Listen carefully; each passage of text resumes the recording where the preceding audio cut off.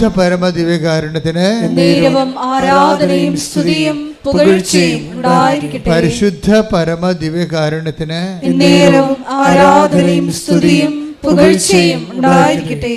എൻ്റെ പൗരോഹിത്യം 39 വർഷം പൂർത്തിയായി. 23-ാം തീയതി ആണ് ഞാൻ പൗരോഹിത്യം സ്വീകരിച്ചത്. അപ്പോൾ ഈ 1985. അപ്പോൾ ഈ 85 ഡിസംബർ 23 മുതൽ ഇന്ന് 2024 ഡിസംബർ വരെ ഉള്ള ഈ ദൈവ അനുഭവത്തിൽ എനിക്ക് മനസ്സിലായ ഒരു സത്യം, ദൈവാനുഭവം ഒരു കോംപ്ലിക്കേറ്റഡ് സബ്ജക്റ്റ് അല്ല. മതപണ്ഡിതന്മാരും അക്കാഡമിഷ്യൻസുമാണ് ഇതിനെ വല്ലാത്ത രീതിയിൽ സങ്കീർണമാക്കി കളഞ്ഞത്. അവരന്വേഷിച്ച മേഖലയിലാണെങ്കിൽ പക്ഷേ പലപ്പോഴും ദൈവം ടാൻജിബിളുമല്ല. ക്രിസ്തുവിൻ്റെ പിതാവ് വളരെ ടാൻജിബിളാണ്, തൊടാൻ പറ്റും. അത് നമുക്ക് കൈകൊണ്ട് തൊടാൻ പറ്റും, കണ്ണുകൊണ്ട് കാണാൻ പറ്റും. ബൈബിൾ അവതരിപ്പിക്കുന്ന ദൈവവും അങ്ങനെയാണ്. ബുദ്ധി കൊണ്ട് തൊടാൻ പറ്റിയ ദൈവത്തെ ബൈബിൾ അവതരിപ്പിച്ചിട്ടില്ല. നമ്മളാണ് അതിനെ പഠന സബ്ജക്റ്റാക്കി മാറ്റി അതിനെ വസ്തുവാക്കി മാറ്റി. പഠിക്കുമ്പോൾ ദൈവം ഒരു വസ്തുവായിട്ട് റെഡ്യൂസ് ചെയ്ത് വരും. ഒരു വ്യക്തി എന്ന നിലയിലേക്ക് ദൈവം ഒരു വസ്തുവായിട്ട് റെഡ്യൂസ് ചെയ്യും. കാര്യം നമുക്ക് പഠിക്കുന്ന ഓബ്ജക്റ്റാണല്ല, പക്ഷെ ഫീൽ ചെയ്യുന്ന ഒരു വ്യക്തിയാണ് ദൈവം. അതുകൊണ്ട് എപ്പോഴും സാക്ഷ്യത്തിനാണ് കൃപാസനത്തിൽ പ്രാധാന്യം. എന്താ കാര്യം? ബൈബിളിൽ പ്രാധാന്യം സാക്ഷ്യത്തിന്. അതുകൊണ്ടാണ് ബൈബിളിൽ വെളിപാടുകളിൽ പരിശുദ്ധാത്മാവ് നൽകിയ വെളിപാടിലെ പ്രാധാന്യം സാക്ഷ്യത്തിനാണ്. സാക്ഷ്യം പല രീതിയിൽ വരും. എങ്ങനെയാണ് ശരിക്കും പറഞ്ഞ സാക്ഷ്യം വരണത്? ഞങ്ങൾ കണ്ണുകൊണ്ട് കണ്ടത്, നോക്കി, കാതുകൊണ്ട് കേട്ടത്, കൈകൊണ്ട് സ്പർശിച്ച് മനസ്സിലാക്കിയ. അപ്പോൾ എന്തെല്ലാം 3 തരത്തിൽ ദൈവം ഇന്ദ്രിയങ്ങൾക്ക് അനുഭവേദ്യനാണ്. Take the bed of God. ഞങ്ങൾ കണ്ണുകൊണ്ട് കണ്ടത്. ശ്രദ്ധിക്കട്ടെ. ഹല്ലേലൂയ ഹല്ലേലൂയ ഹല്ലേലൂയ ഹല്ലേലൂയ. യേശുവേ നന്ദി, യേശുവേ നന്ദി, മഹത്വം മഹത്വം മഹത്വം മഹത്വം. ഹല്ലേലൂയ ഹല്ലേലൂയ ഹല്ലേലൂയ ഹല്ലേലൂയ. 1 യോഹന്നാൻ 1:1. അതാണ് അപ്പോസ്തലിക് സഭ, അപ്പോസ്തലിക് പാരമ്പര്യം. അതാണ് കൃപാസനം ഫോളോ ചെയ്യണ എപ്പോഴും അപ്പോസ്തലിക് സ്പിരിച്വാലിറ്റിയാണ്. അപ്പോസ്തലിക് സ്പിരിച്വാലിറ്റിക്ക് ഒരു ചെറിയൊരു ന്യൂനത ഉള്ളത്, അതിൻ്റെ മരിയൻ പെർസ്പെക്റ്റീവ് വേണ്ട വിധത്തിൽ അവർക്ക് അപ്പോസ്തലന്മാർക്ക് അനുഭവവേദ്യമായില്ല. അതുകൊണ്ട് അപ്പോസ്തല നടപടികളിലൊന്നും മരിയനെ പ്രതിഫലിക്കണില്ല. അതിൻ്റെ പോരായ്മയായി നമുക്ക് വരണത് ട്രഡീഷൻ, ഒരു വെളിപാടാണ്. സഭയുടെ ആസ്പദങ്ങളിൽ ഒന്നാണ് കർത്താവിൻ്റെ വചനവും, പിന്നെ എന്താണ് സഭയുടെ പാരമ്പര്യവും. സഭയുടെ വെളിപാടിൻ്റെ ഭാഗം തന്നെയാണ്.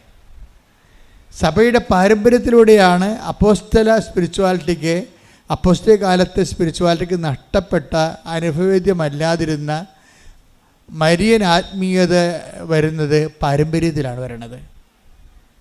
ഇപ്പോൾ 2000 വർഷത്തെ പാരമ്പര്യവും സഭയുടെ പ്രതിസന്ധികളിലും കാലാകാലങ്ങളിലും സഭയ്ക്കുണ്ടായിട്ടുള്ള പ്രാതികൂല്യങ്ങളിലെ പരിശുദ്ധ അമ്മ അതിലിടപെട്ട രീതികളും ഒക്കെ എല്ലാം കൂടി സഭ ഒരു മരിയൻ സ്പിരിച്വാലിറ്റി, മരിയൻ ലിറ്റർജിയൊക്കെ രൂപീകരിച്ചിട്ടുണ്ട്. അതിൻ്റെ അവസാന രൂപമാണ് ഈ ഉടമ്പടി എന്ന് പറയുന്നത്. ഇക്കാലങ്ങളിലെ, ഇനി നാളെ കാലങ്ങളിൽ ദൈവം വേറെ കാര്യങ്ങൾ ചെയ്യും. ഓരോ കാലത്തിന് പറ്റിയ രീതിയിലാണ് ദൈവം പരിശുദ്ധാത്മാവിൻ്റെ പ്രകാശനമായിട്ട് തന്നെയാണ് മറിയത്തിലൂടെയും വെളിപാടുകൾ നൽകുന്നത്.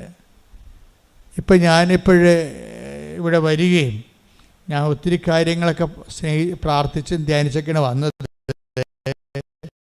എന്നെ എത്തപ്പോഴേ കർത്താവ് എന്നെ തുടങ്ങാൻ ആവശ്യപ്പെടുന്ന ഇത് വെച്ചാണ്. എന്താണ്? വചനം നൽകിയത്. ഇന്നിപ്പോൾ ഞാൻ ഇപ്പോഴേ ഇവിടെ ഓൺ ദി സ്പോട്ടിൽ വചനം ഓപ്പൺ ചെയ്ത് കർത്താവിനോട് ആലോചന ചെയ്തപ്പോഴേ കർത്താവ് പറഞ്ഞ വചനം ഇതാണ്. 8:13 ലൂക്ക 8:13 എടുത്ത് ശ്രുതികടെ. ഹല്ലേലൂയ ഹല്ലേലൂയ ഹല്ലേലൂയ. യേശുവേ നന്ദി, യേശുവേ സ്തുതി. ഹല്ലേലൂയ. ലൂക്ക 8:13. പാറയിൽ വീണത് പാറയിൽ വീണത് വചനം കേൾക്കുമ്പോൾ സന്തോഷത്തോടെ അത് സ്വീകരിക്കുന്നവരാണ്. എങ്കിലും അവർക്ക് വേരുകളില്ല. അവർ കുറെ നാളത്തേക്ക് വിശ്വസിക്കുന്നു. എന്നാൽ പ്രലോഭനങ്ങളുടെ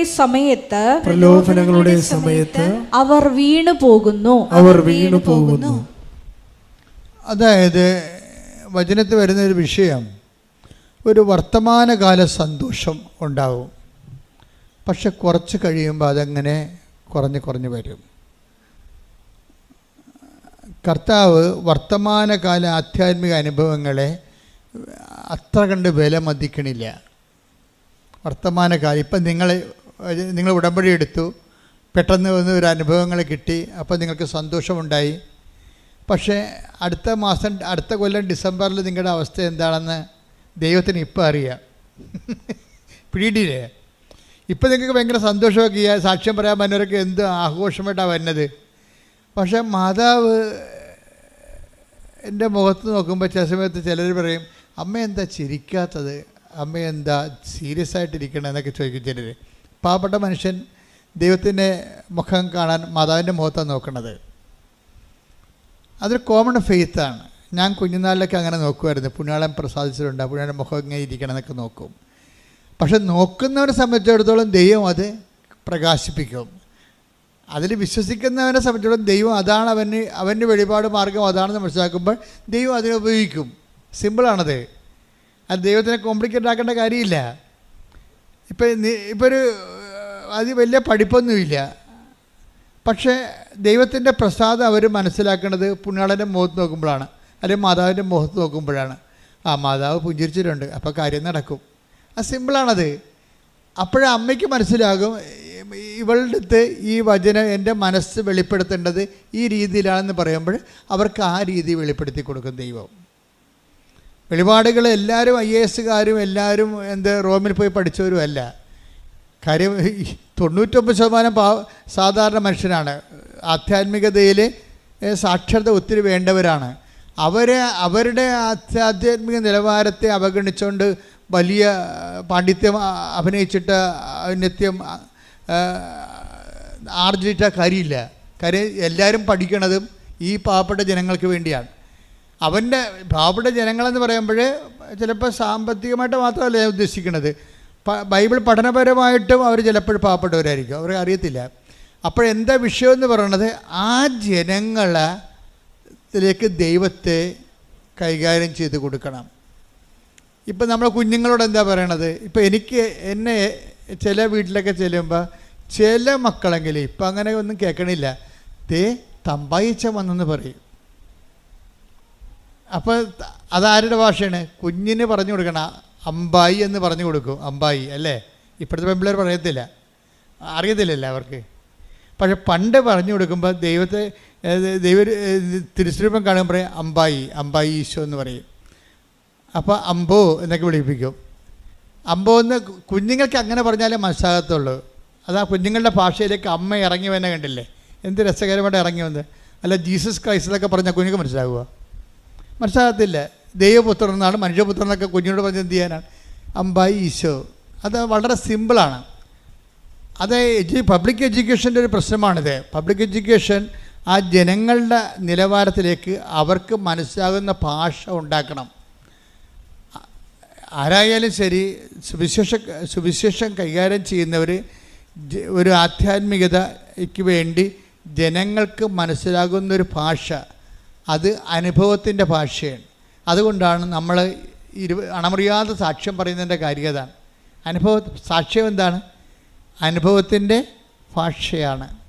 അതുകൊണ്ടാണ് ഈശോ പറയണത്, നിങ്ങൾ ഭൂമിയുടെ അതിർത്തികൾ വരെ എനിക്കിഷ്ടപ്പെട്ടൊരു വാക്കാണത്. എന്താ പറഞ്ഞത്? നിങ്ങൾ ഏറ്റു പറഞ്ഞ നിങ്ങൾ ഭൂമിയുടെ അതിർത്തികൾ വരെ എനിക്ക് സാക്ഷികളായിരിക്കും. The word of God സ്തുതിക്കട്ടെ. ഹല്ലേലൂയ, ഹല്ലേലൂയ, ഹല്ലേലൂയ, ഹല്ലേലൂയ. യേശുവേ നന്ദി, യേശുവേ ആരാധന, യേശുവേ മഹത്വം, മഹത്വം, മഹത്വം. ഹല്ലേലൂയ, ഹല്ലേലൂയ, ഹല്ലേലൂയ, ഹല്ലേലൂയ. പരിശുദ്ധ പരമ ദിവ്യകാരുണ്യത്തിന് ആരാധനയും സ്തുതിയും പുകഴ്ചയും ഉണ്ടായിരിക്കട്ടെ. പരിശുദ്ധ പരമ ദിവ്യകാരുണ്യത്തിന് എന്നേരവും ആരാധനയും സ്തുതിയും പുകഴ്ചയും ഉണ്ടായിരിക്കട്ടെ. വായിച്ചോളൂ. അപ്പോസ്തല പ്രവർത്തനങ്ങൾ 1:8. അപ്പോസ്തല പ്രവർത്തനം 1:8. എന്നാൽ പരിശുദ്ധാത്മാവ് നിങ്ങളുടെ മേൽ വന്നു കഴിയുമ്പോൾ നിങ്ങൾ ശക്തി പ്രാപിക്കും. ജെറുസലേമിലും യൂദയ മുഴുവനിലും സമരിയായിലും ഭൂമിയുടെ അതിർത്തികൾ വരെയും നിങ്ങൾ എനിക്ക് സാക്ഷികളായിരിക്കുകയും ചെയ്യും. അപ്പോൾ പരിശുദ്ധാത്മാവ് വന്നു കഴിയുമ്പോൾ നമുക്ക് വ്യാഖ്യാനം ഓരോന്നും കിട്ടും.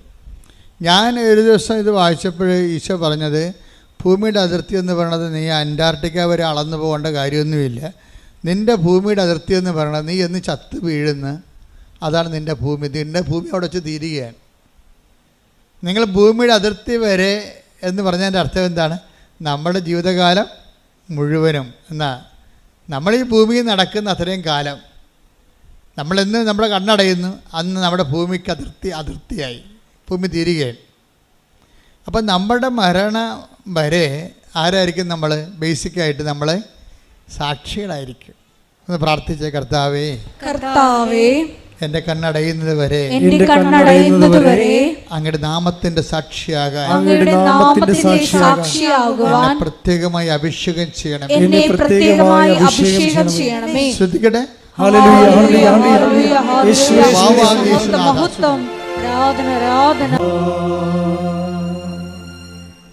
അപ്പോൾ നമ്മൾക്ക് കർത്താവ് ഇന്ന് വെളിപാടായി നൽകിയ വചനം ഞാൻ വീണ്ടും നോക്കുകയായിരുന്നു. അത് 8:13 എന്താണ്? പാറയിൽ വീണ വിത്ത്. വചനം വിതക്കുമ്പോൾ വീഴുന്ന സ്ഥലത്തെക്കുറിച്ചാണ് ഈശോ പറയണത്. ചിലത് പാറയിലാണ് വീഴുന്നത്.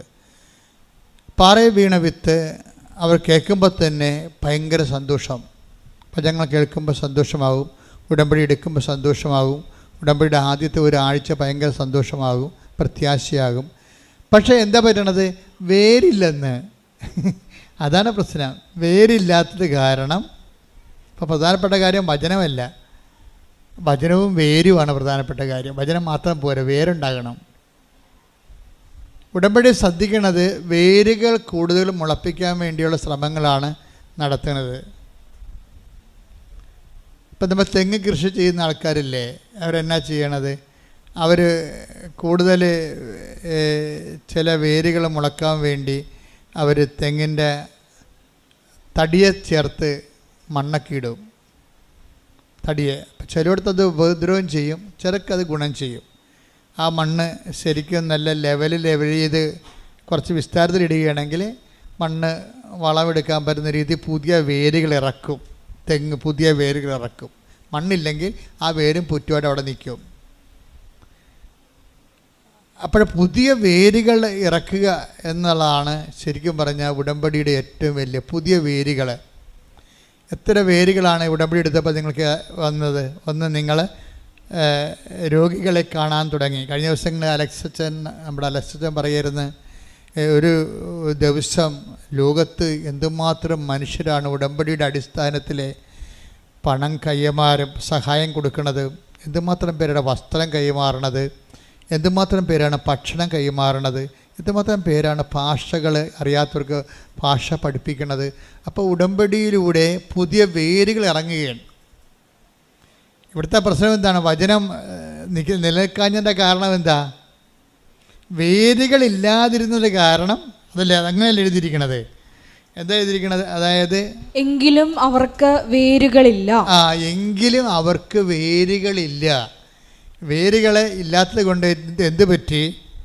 അവർ കുറേ നാളത്തേക്ക് വിശ്വസിക്കുന്നു, എന്നാൽ പ്രലോഭനങ്ങളുടെ സമയത്ത് അവർ വീണു പോകുന്നു. വേരില്ലെങ്കിൽ വീണു പോകും.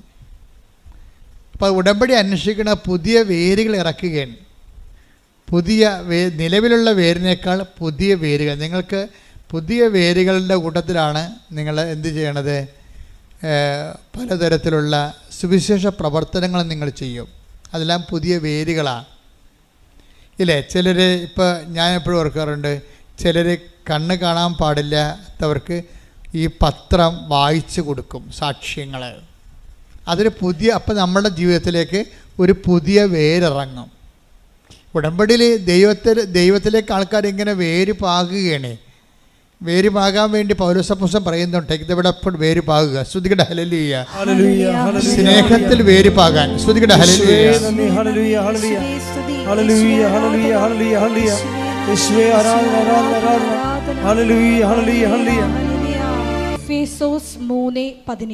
എഫേസ്യൻസ് ലേഖനം 3:17.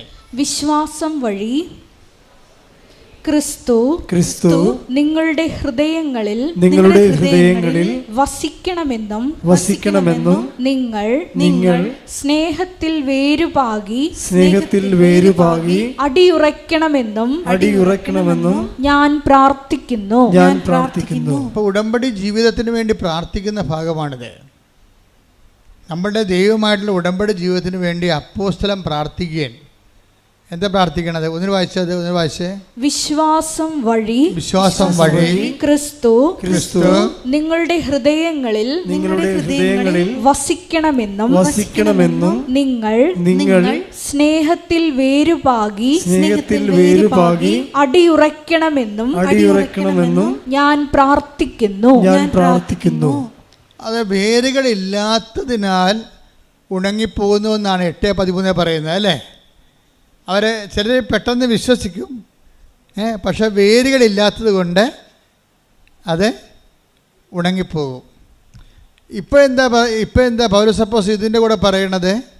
ഇത് ലൂക്കാൻ്റെ സുവിശേഷമാണ്. പൗലോസപ്പോസ്തലൻ ഇതിൻ്റെ കൂടെ സബോർഡിനേറ്റായിട്ട് പറയുന്നത് എന്താണ്?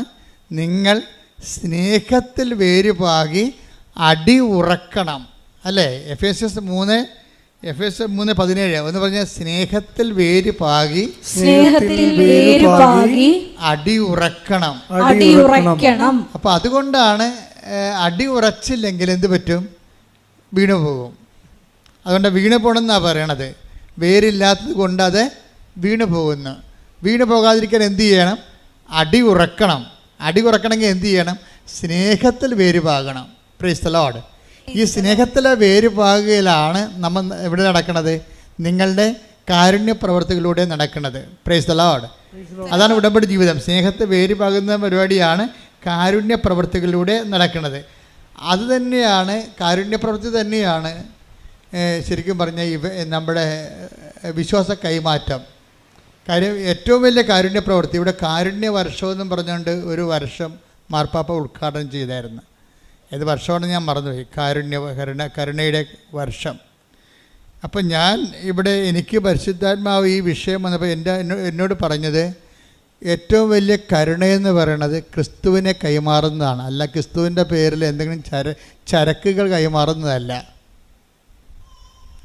നമ്മൾ ഏറ്റവും അടിസ്ഥാനപരമായ കാരുണ്യം മനുഷ്യരാശിയോട് കാണിക്കണത് എന്താണ്? ക്രിസ്തുവിനെ കൈമാറുന്നതാണ്. അല്ല ക്രിസ്തുവിൻ്റെ പേരിൽ ഓർഫണേജ് ഉണ്ടാക്കുന്നതോ അതിൻ്റെ പേരിൽ വേറെ ലോകത്തെ ഇവിടെ ദരിദ്ര രാഷ്ട്രമാണെന്ന് പറഞ്ഞ് വിദേശത്ത് പോയി ഓർഫണേജുകൾക്ക് വേണ്ടി പണം സമ്പാദിക്കുന്നതോ അല്ല. അത് സെക്കൻഡറിയാണ്. നിവൃത്തിയില്ലെങ്കിൽ ചിലപ്പോൾ ചെയ്യാവുന്നൊരു കാര്യമാണ്. അതൊരു പ്രധാനപ്പെട്ട ഒരു ജോലിയായിട്ട് എടുക്കരുത്. എന്താ വെച്ചാൽ അത് പലപ്പോഴും വരണത് നമ്മൾ ഗതികെട്ടവരാണെന്ന് മറ്റ് രാജ്യക്കാരോട് പറയുമ്പോൾ ആ രാജ്യക്കാർ നമ്മൾ ഒരു ഏഴാം കൂലിയായിട്ട് കാണത്തുള്ളൂ. അത് അങ്ങനെ വരുമ്പോൾ സൂക്ഷിച്ചില്ലെങ്കിൽ നമ്മൾ മറ്റ് രാജ്യങ്ങളോട് പറയുമ്പോൾ നമ്മൾ സൂക്ഷിച്ചില്ലെങ്കിൽ അത് രാജ്യദ്രോഹ കുറ്റം പോലെ വരും. അതിപ്പോൾ ആര് ചെയ്താലും എപ്പോഴും നമ്മൾ ചെയ്യണത് നമ്മളെ സംബന്ധിച്ചിടത്തോളം ഈ സുവിശേഷം കൈമാറാൻ കപ്പാസിറ്റി ഉള്ള ആൾക്കാരാണ് നമ്മൾ എന്നുള്ളത് പ്രധാനപ്പെട്ട വിഷയമാണ്. അതുകൊണ്ട് തന്നെ സാമ്പത്തിക അഭിവൃദ്ധി കൈവരിക്കുക എന്നുള്ളതും പ്രധാനപ്പെട്ട വിഷയമാണ്.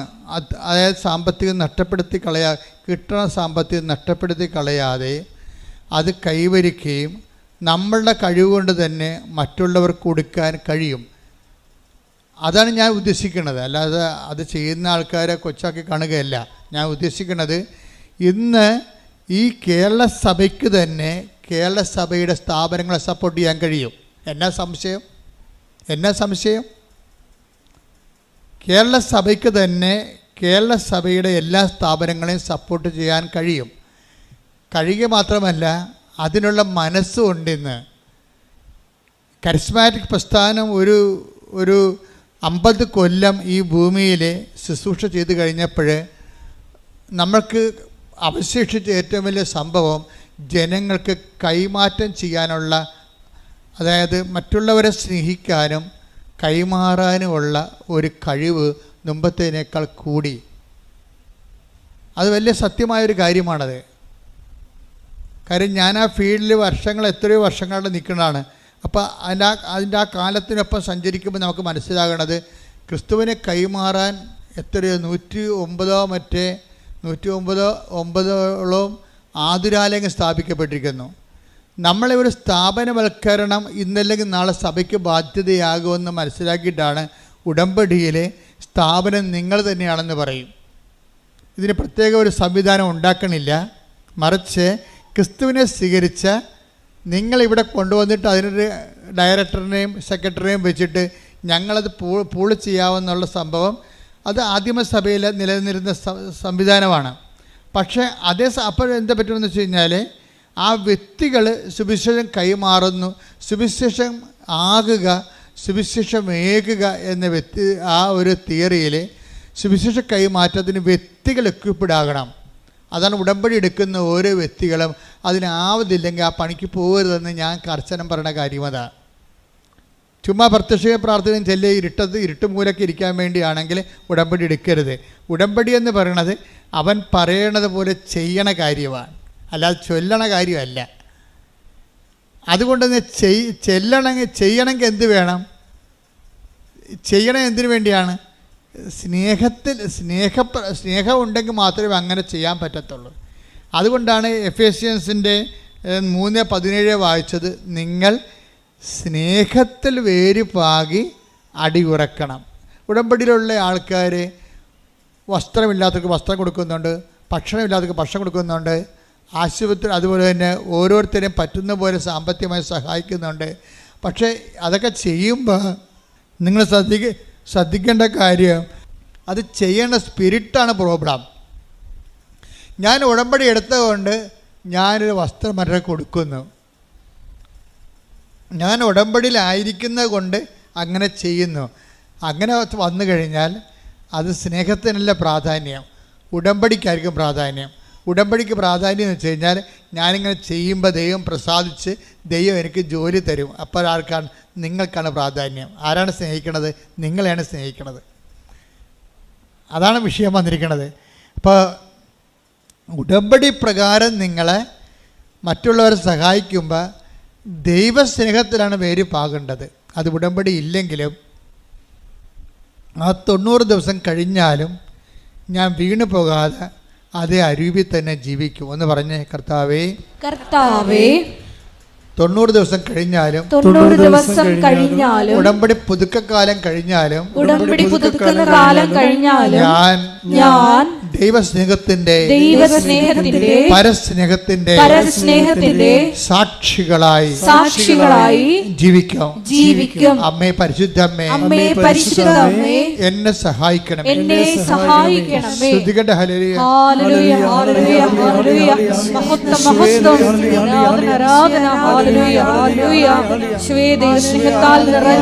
സംഭവിക്കണ എപ്പോഴാണെന്നാണ് പറഞ്ഞത്.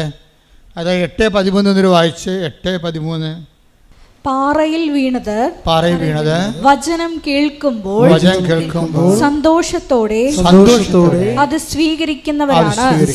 എങ്കിലും അവർക്ക് വേരുകളില്ല. അവർ കുറെ നാളത്തേക്ക് വിശ്വസിക്കുന്നു.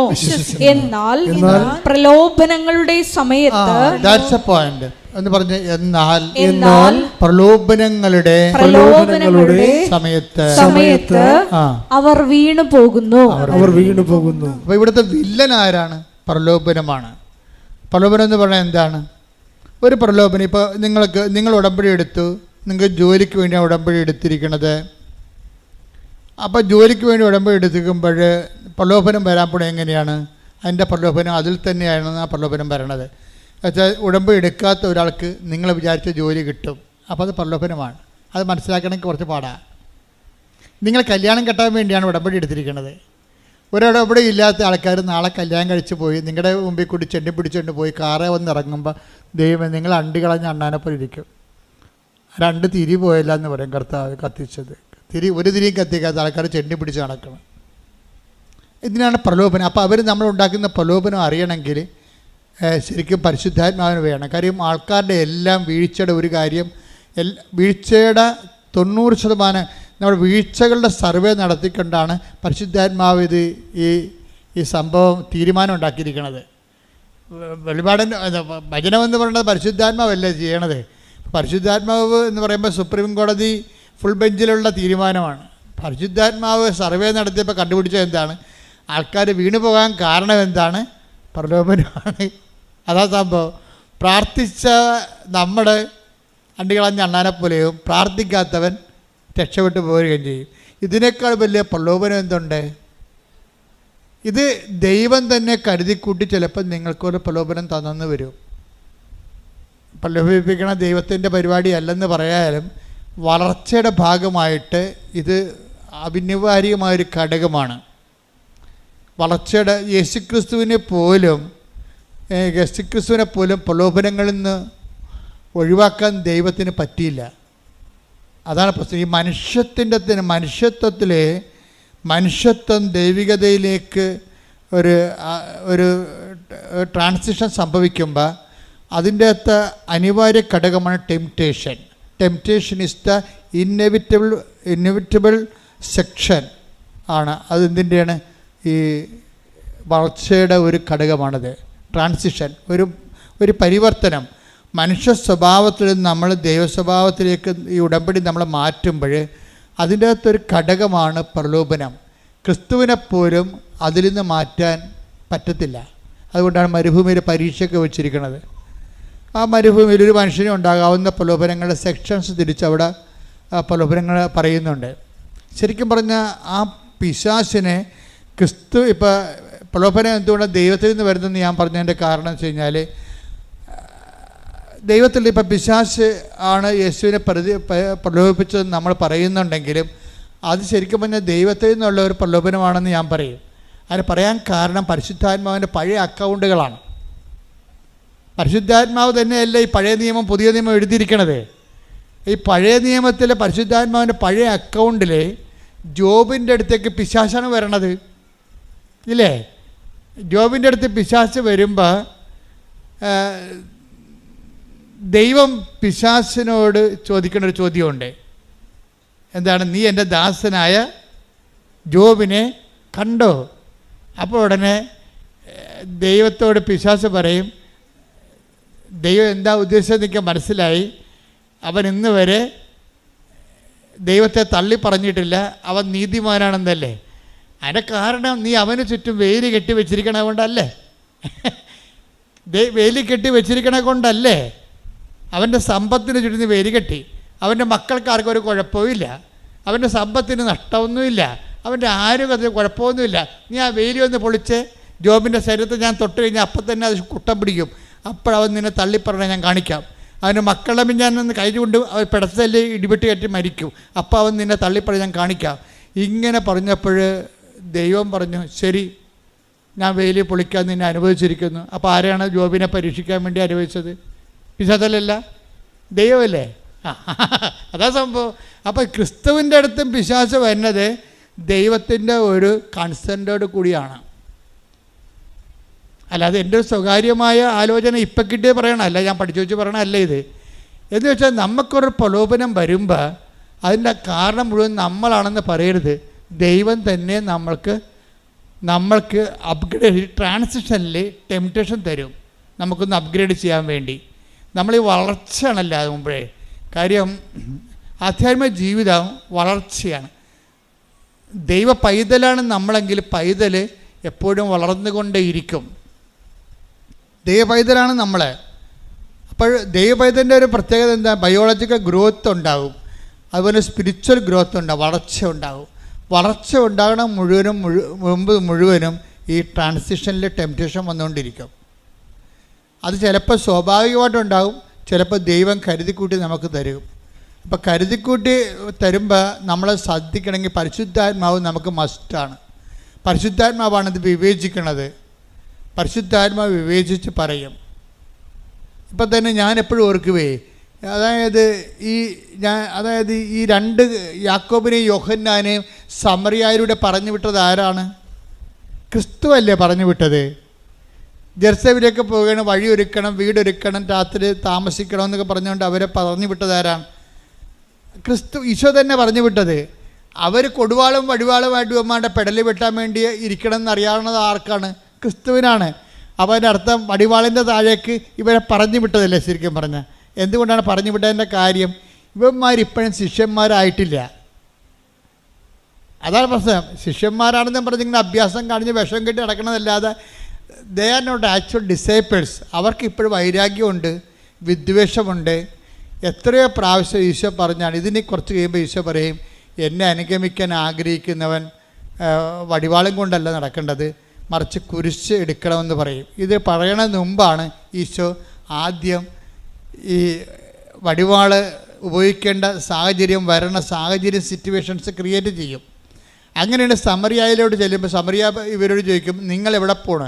അപ്പോൾ പറയും, ഞങ്ങൾ ക്രിസ്തുവിൻ്റെ ആൾക്കാരാണ്. എന്ന് വെച്ചാൽ അതൊരു ഭീഷണിയാണ് അവർ പറയണത്. കാനായിൽ വെള്ളം വീഞ്ഞാക്കിയ, കടലിന് മീതെ നടന്ന് അപ്പം വർദ്ധിപ്പിച്ച, ഇന്ന് ലോകത്ത് കേട്ടുകേൾവിയുള്ള ഏറ്റവും വലിയ ദൈവപുത്രനായ ക്രിസ്തുവിൻ്റെ ആൾക്കാരാണ് ഞങ്ങൾ. അപ്പോൾ സമരക്കാർ അന്ന് ഇവിടെ വില പോകത്തില്ല, ഇതിൻ്റെ പാട് തിരക്കാൻ പറയും. ഇവിടെ കൂടി പോകണമെന്നുണ്ടെങ്കിൽ മൗണ്ട് ഗെറിസിമിൽ ആരാധിക്കണം, അല്ല ജെറുസലേമിൽ ആരാധനയ്ക്ക് ഞങ്ങൾ അംഗീകരിക്കത്തില്ല. ഞങ്ങളുടെ അംഗീകാരമുള്ള ആരാധന ഗെറിസിം മലയിലാണ് ഉള്ളത്. ഗെറിസിം മലയിൽ ആരാധിക്കാൻ പറ്റുമെങ്കിൽ മാത്രം അത് പറ്റത്തില്ല എന്ന് പറയുന്നത് ഇവർ അത് വിഗ്രഹ ആരാധന എന്ന് പറഞ്ഞിട്ട് ഇവർ പറയും. അപ്പോൾ പറയും, അങ്ങനെ പോകണമെങ്കിൽ കൈകാര്യം പറ്റുമെന്ന് അവർ പറയും. അപ്പോഴിവർക്ക് പറഞ്ഞിട്ട് പറയും, സ്വർഗത്തിൽ നിന്ന് അഗ്നി ഇറങ്ങി തീയും ഗന്ധകം ഇറങ്ങി ഇവർ നശിപ്പിക്കണമെന്ന് പറയും. അപ്പോൾ ഈശോക്ക് മനസ്സിലാകും, ഈ ആൾക്കാരെ നശിപ്പിക്കാനുള്ള അരൂപി ഇപ്പോഴും ഇവരുടെ കയ്യിൽ ഉണ്ട്, ഇല്ലേ? അതുകൊണ്ട് ഈ നശിപ്പിക്കാനുള്ള അരൂപി, ആൾക്കാരുടെ വെറുപ്പ് ഇപ്പോഴും നിങ്ങളുടെ കയ്യിൽ ഉണ്ടെങ്കിൽ ഉടമ്പടി വർക്കൗട്ട് ചെയ്യത്തില്ല.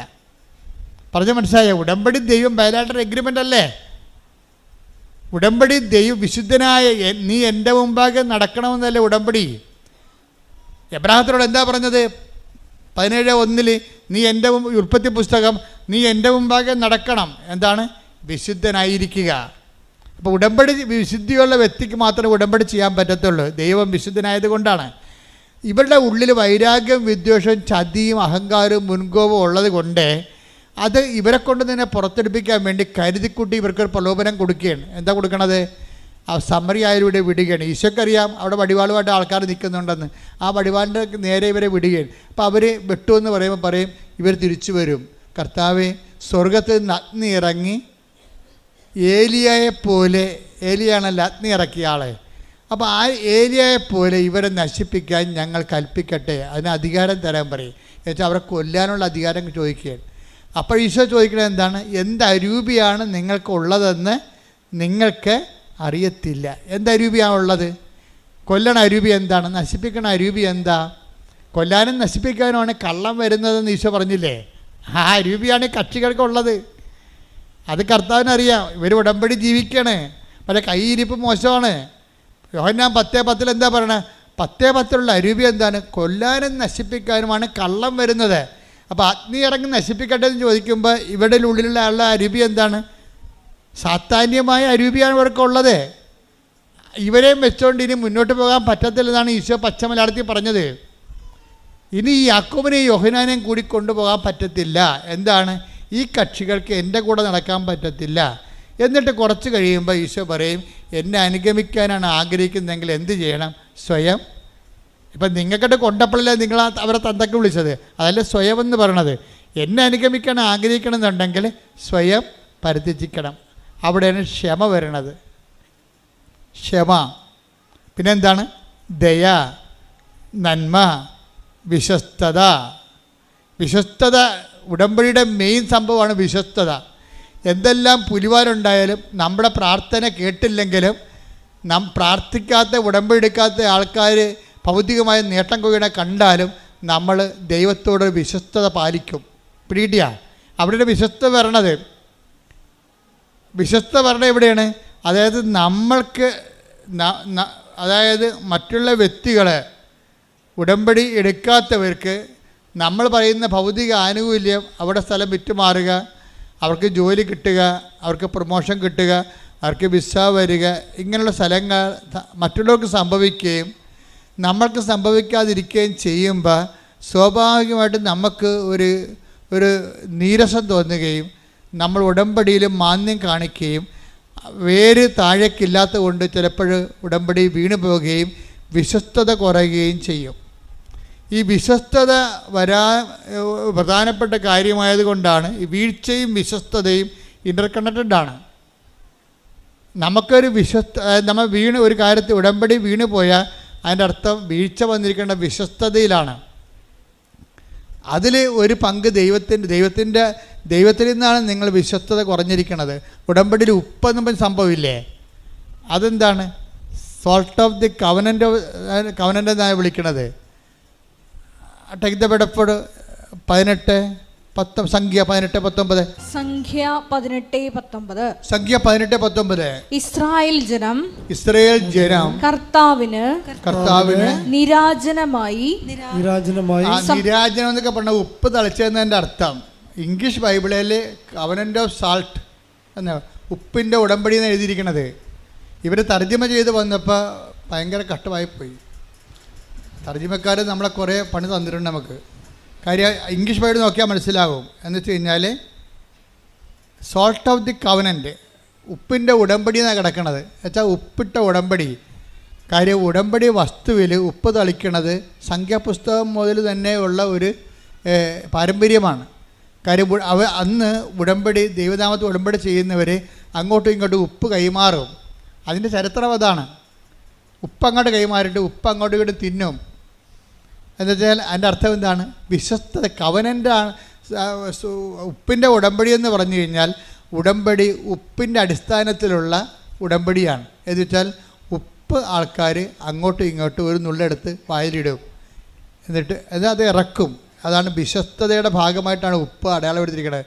നിങ്ങൾക്ക് ഉപ്പ് തന്നിരിക്കുന്നത് എന്തിൻ്റെ പേരിലാണ്? വിശ്വസ്തതയുടെ പേരിലാണ്. അത് കവനൻ്റ് ഓഫ് സാൾട്ടാണ് തന്നിരിക്കണത്. അല്ലാതെ ചില കൂടുതലൊക്കെ ചെയ്യുന്ന ആൾക്കാർ ഉപ്പ് കൊടുക്കുന്നുണ്ട്, അതല്ല സംഭവം. ഉടമ്പടിയിൽ ഉപ്പ് വന്നു കഴിഞ്ഞാൽ that is covenant of salt. അത് കറക്റ്റായിട്ട് ഈ സംഖ്യ 18:19 അനുസരിച്ചാണ് ഉപ്പ് തന്നിരിക്കുന്നത്. അത് പല പ്രാവശ്യം വെഞ്ചരിക്കും, ഒരു പ്രാവശ്യമല്ല. ഒരു മുറിയിൽ ഇത് വെച്ചിട്ട് എല്ലാ ദിവസവും പോയി അത് വെഞ്ചരിക്കും. അപ്പോൾ ചില പദാർത്ഥങ്ങൾക്കൊക്കെ 100 വെഞ്ചരിപ്പൊക്കെ കിട്ടുന്നുണ്ട്. ചിലതിന് തീർന്നു പോയ വസ്തുക്കൾ ചിലപ്പോൾ 2 വെഞ്ചരിപ്പേ കിട്ടുന്നുള്ളതായിരിക്കും. പക്ഷേ ഒത്തിരി വെഞ്ചരിപ്പ് കിട്ടിയിട്ടാണ് നിങ്ങളുടെ കയ്യിലേക്ക് ആ നേർച്ച വസ്തുക്കളെല്ലാം വരണത്. ഒരു 50 വെഞ്ചരിപ്പോ അല്ലെങ്കിൽ 100 വെഞ്ചരിപ്പോ ഒക്കെ കിട്ടിയിട്ടാണ് നിങ്ങളുടെ കയ്യിൽ. കാര്യം എല്ലാ ദിവസവും ഞാൻ വെഞ്ചരിക്കും അവിടെ പോയി. കാര്യം വെച്ചാൽ ആ നേർച്ച വസ്തുക്കളെ തന്നെയും പിന്നെയും വെഞ്ചരിച്ചുകൊണ്ടിരിക്കും. അതിനെ എംപവർ ചെയ്ത് എന്താ വെഞ്ചരിക്കണതിൻ്റെ കാര്യം? അതൊരു അനുഷ്ഠാന പ്രക്രിയ അല്ല. ശരിക്കും പറഞ്ഞാൽ വെഞ്ചരിപ്പെന്ന് പറയുന്നത് ഒരു അനുഷ്ഠാന കർമ്മത്തിൻ്റെ രീതിയിലുള്ള ഒരു വെഞ്ചരിപ്പല്ലത്. മറിച്ച് പവർ ഇൻഫ്യൂസ് ചെയ്യുന്നതിന് വേണ്ടിയുള്ള ബൈബിൾ ഫോർമുലയാണത്. എന്താണ് അത് പറയുന്ന? എനിക്ക് എന്താണ്? യേശു കർത്താവാണെന്ന് ഞാൻ അധരം കൊണ്ട് ഏറ്റുപറയും. പിന്നെ എന്താണ്?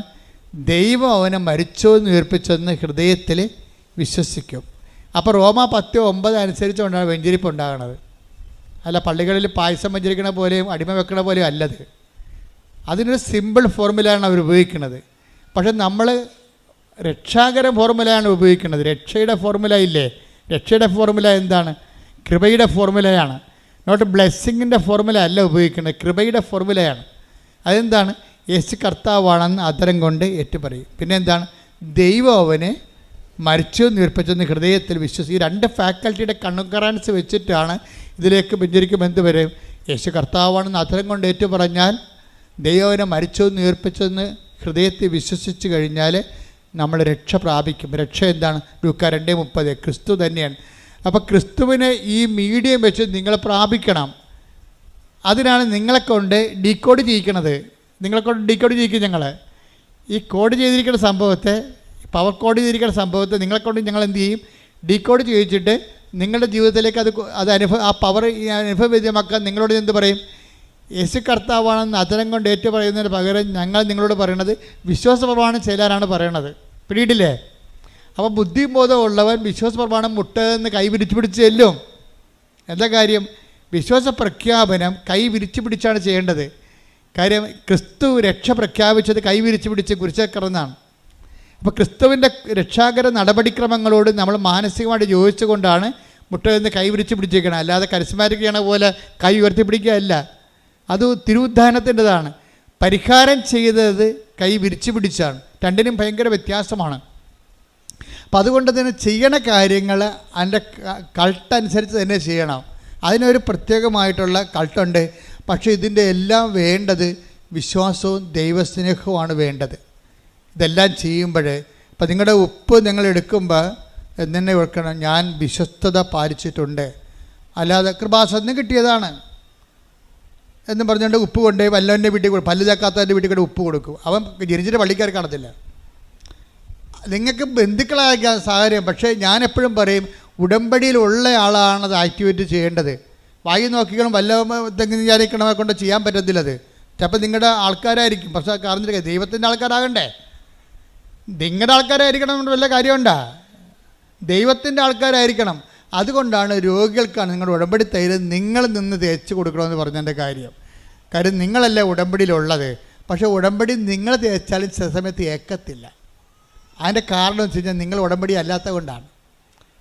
നിങ്ങൾ ഓർത്തിരിക്കണം, ഉടമ്പടി കൊണ്ടുവന്ന് ഏതാണ്ട് സംഭവം എഴുതി കെട്ടിത്താത്തണ ഉടമ്പടി എന്ന് പറഞ്ഞുള്ള ചില വിഡ്ഢിവേഷക്കാരില്ലേ, അവർ ചെയ്താൽ ഇത് വർക്കൗട്ട് ചെയ്യത്തില്ല.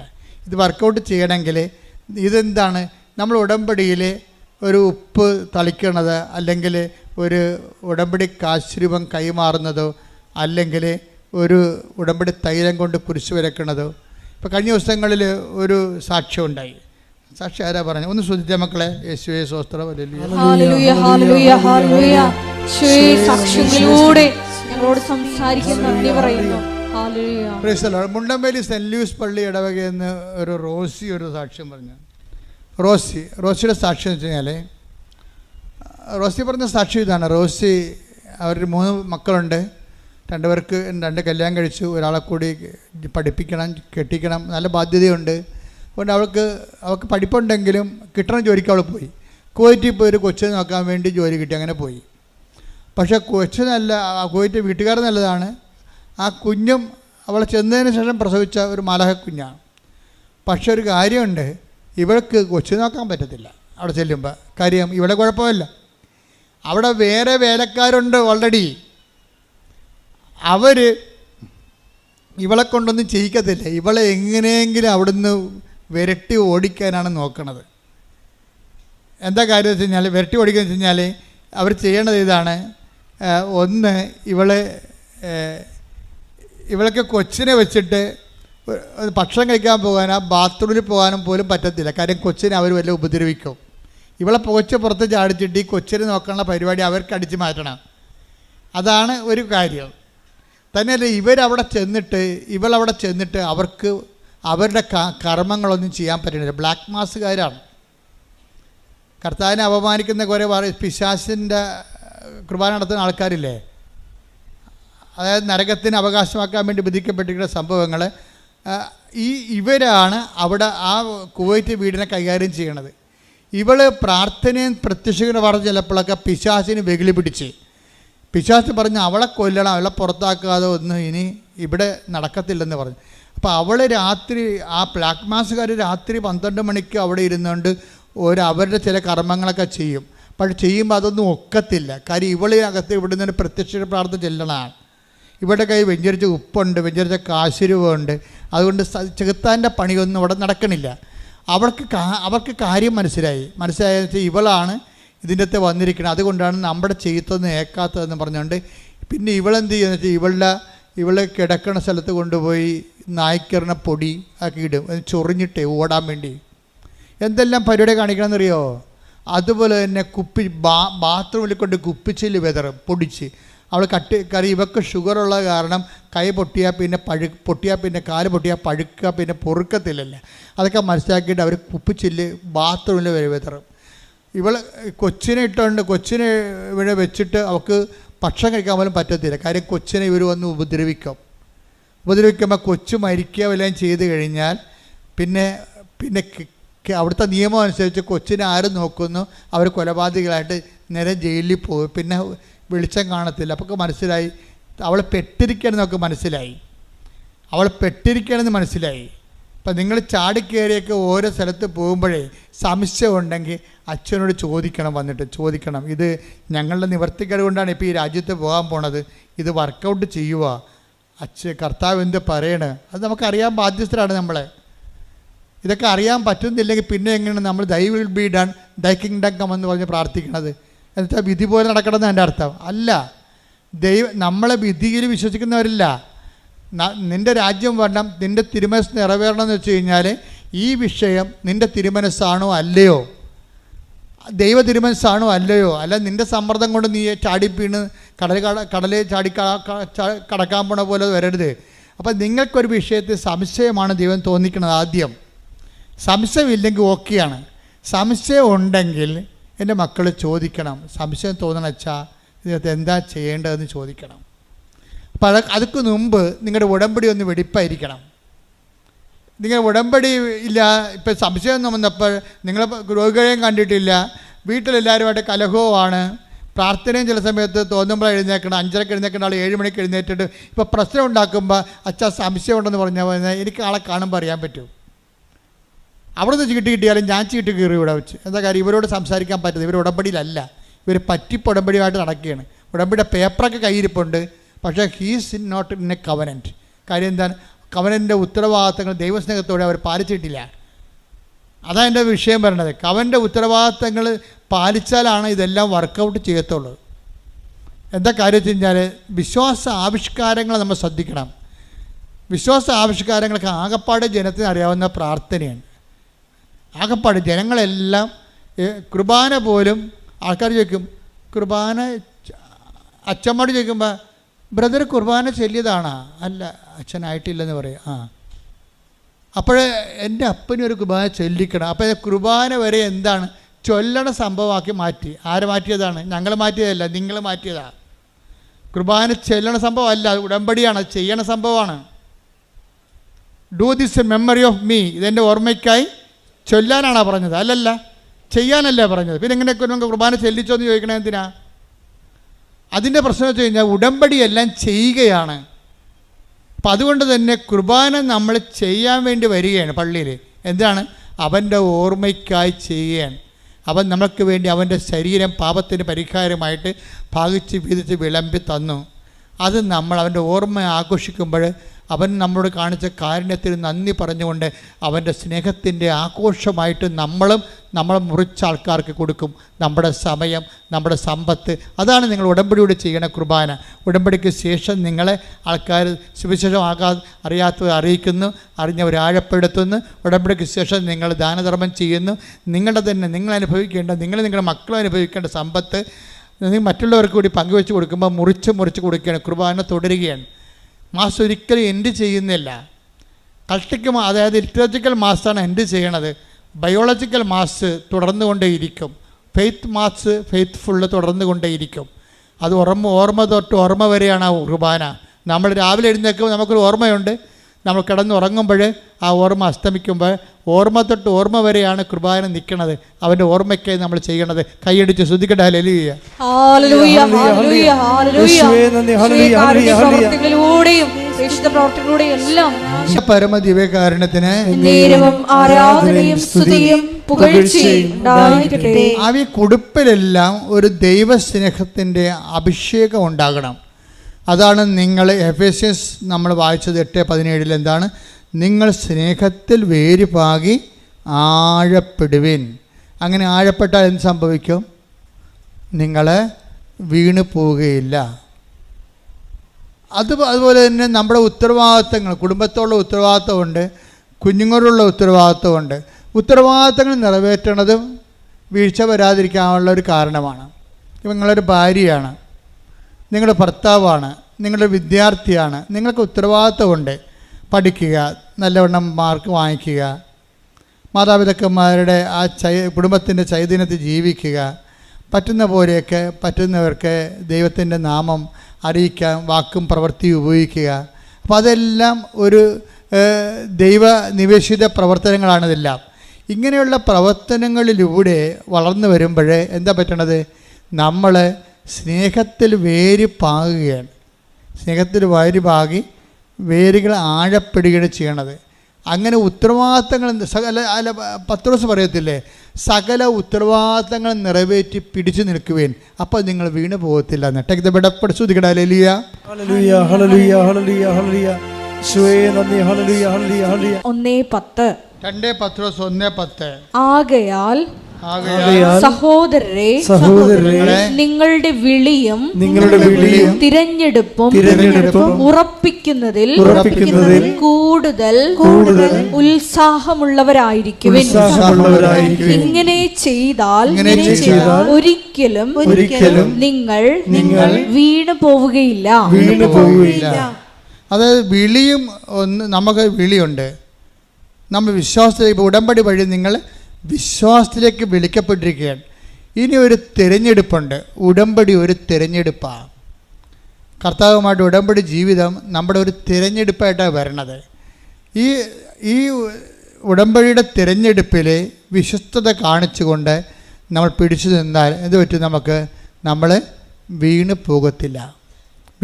പ്രാർത്ഥിക്കുക. കർത്താവായ ദൈവമേ, ഉടമ്പടിയെ ഒരു ദൈവവിളിയായി മനസ്സിലാക്കി ഒരു തിരഞ്ഞെടുപ്പായി മനസ്സിലാക്കി അനുഷ്ഠിച്ചുകൊണ്ട് അതനുസരിച്ച് ജീവിച്ചുകൊണ്ട് വീണു പോകാതിരിക്കാൻ എന്നെ പ്രത്യേകമായി അഭിഷേകം ചെയ്യണമേ. അപ്പോൾ വീണു പോകാതിരിക്കാൻ എന്താ സംഭവിച്ചാൽ, വീണു പോകാനുള്ള സാഹചര്യങ്ങളൊക്കെ ഉണ്ടാവും. പക്ഷെ വീണു പോകാത്തൊരാളിൻ്റെ പേരിലാണ്, മധ്യസ്ഥത്തിലാണ് ഈ ഉടമ്പടി ചെയ്തിരിക്കുന്നത്. മനസ്സിലായില്ലേ? സ്വന്തം മകൻ ഒരു കുറവിറച്ചിയായി തലക്ക് മുകളിൽ തൂങ്ങുമ്പോഴും അവൾ വീണു പോകാതെ നിൽക്കണം എന്നാണ് യോഹന്നാൻ പറയണത്. എന്താണ്? യേശുവിൻ്റെ അമ്മ പറഞ്ഞ് അവന്റെ കുരിശിന്റെ ചുവട്ടിൽ നിന്നിരുന്നു. എങ്ങനെ നിൽക്കണം? 3 മണിക്കൂർ നിൽക്കാൻ പറ്റുമോ അവിടെ? എന്ത് പരുവക്കേടായിട്ടാണ് വീട്ടിൽ നിന്ന് വന്നത്? വെളുപ്പാങ്കാലത്ത് ഇറങ്ങിയതാ, കുരിശും ചുവന്നുണ്ട്. ആ വെളുപ്പാങ്കാലത്ത് ഇറങ്ങിയ യാത്ര, 6 മണിക്ക് ഇറങ്ങിയ യാത്ര ശരിക്കും പറഞ്ഞാൽ ഗാൽവരിയിൽ വരുമ്പോൾ 12 മണിയായി. അപ്പോൾ എന്തൊരു താമസം പിടിച്ച്, എന്തൊരു വെയിൽ. ഒന്നാമത്തെ നിസാം മാസത്തിലെ വെയിൽ. ഞാൻ ആ നിസാം മാസത്തിൽ അവിടെ പോയ ആളാണ്. 43 ഡിഗ്രിയാണ് ഇസ്രയേലിൻ്റെ ചൂട്. ഈ ചൂടിൻ്റെ അകത്ത് തിളച്ച് ചോര ഒഴുകുമ്പോൾ വെറുതെ നിന്നാൽ പോലും നമ്മൾ പപ്പടമായി പോവും, മുരിഞ്ഞ പപ്പടമായി പോവും. ആ ഒരു അവസ്ഥയിൽ വന്ന് നിന്ന ആൾ എങ്ങനെയാണ് ക്രിസ്തുവിന് പോലും വെള്ളം കൊടുക്കാൻ പോയിട്ട് ആ മനുഷ്യന്മാർ കുടിപ്പിച്ചില്ല. അപ്പോൾ വെള്ളം കിട്ടാതെ ക്രിസ്തു മാത്രമല്ല അവിടെ നിന്നിരിക്കണത്, അമ്മ പോലും ഒരിറ്റ് വെള്ളം കിട്ടാതെ രാവിലെ 6 മണി തൊട്ട് 12 മണി വരെ നിന്ന ആൾ ക്രിസ്തുവിനെ അടക്കുമ്പോൾ 3 മണിയാകും. അപ്പം അത്രയും മണിക്കൂർ നിൽക്കുന്ന ആൾ എന്നിട്ടും വീണില്ലെന്നാണ് പറയണത്. ഉത്തരവാദിത്തമുള്ളവർ വീഴത്തില്ല, ഉത്തരവാദിത്ത ബോധമുള്ളവരും വീഴത്തില്ല. അതുകൊണ്ടാണ് ബൈബിൾ പറയണത് ഉത്തരവാദിത്തങ്ങൾ നിറവേറ്റിക്കൊണ്ട് പിടിച്ചു നിൽക്കാൻ പറയണത്. സകല ഉത്തരവാദിത്തങ്ങൾ നിറവേറ്റി.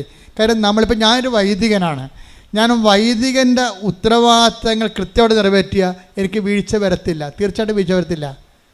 നിങ്ങളൊരു ഭാര്യയാണ്, അല്ലെങ്കിൽ നിങ്ങളൊരു അമ്മയാണ്, അത് നിങ്ങളുടെ ഭർത്താവാണ്, അല്ലെങ്കിൽ നിങ്ങളുടെ വിദ്യാർത്ഥിയാണ്. നിങ്ങൾക്ക് ആ ഉത്തരവാദിത്തം കൃത്യമായിട്ട് നിറവേറ്റുകയാണെങ്കിൽ ആ ദൈവ ഉത്തരവാദിത്വം എന്ന് പറയുന്നത് എന്താണ്?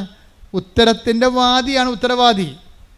വാദിയും പ്രതിയുമില്ലേ ഇല്ലേ? ഉത്തരവാദി എന്ന് വെച്ച് കഴിഞ്ഞാൽ ആരോടാണ് നമ്മൾ കടപ്പെട്ടിരിക്കുന്നത്? ഉത്തരം കടപ്പെട്ടിരിക്കുന്നത്, അതാണ് ഉത്തരവാദി എന്ന് പറയണത്.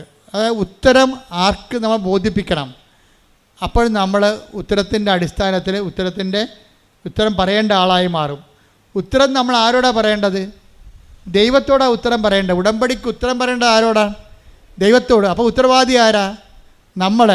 ഭാര്യയും ഭർത്താവിനെയും ഞങ്ങളെ കൊണ്ടുപോകുന്ന പള്ളിയിലറിഞ്ഞ് പോസ്റ്റിന് താഴെ കല്യാണം കഴിക്കുന്നത് ഒളിച്ചോടണമല്ല, മറിച്ച് കൗതാശികമായിട്ട് ദൈവത്തിൻ്റെ സ്ഥാനത്ത് നിന്നുകൊണ്ട് അൾത്താറെ വിവാഹം കഴിക്കുന്നവർ ഓർക്കുക, നിങ്ങൾ ദൈവത്തോട് ഉത്തരവാദികളാണ്. മറ്റത് പിന്നെ ഉത്തരവാദിയൊന്നുമില്ല. കാര്യം ഈ ഭൂമിയിൽ കല്യാണം കഴിക്കണമെന്ന് നിർബന്ധമൊന്നുമില്ല. എന്താ കാര്യം?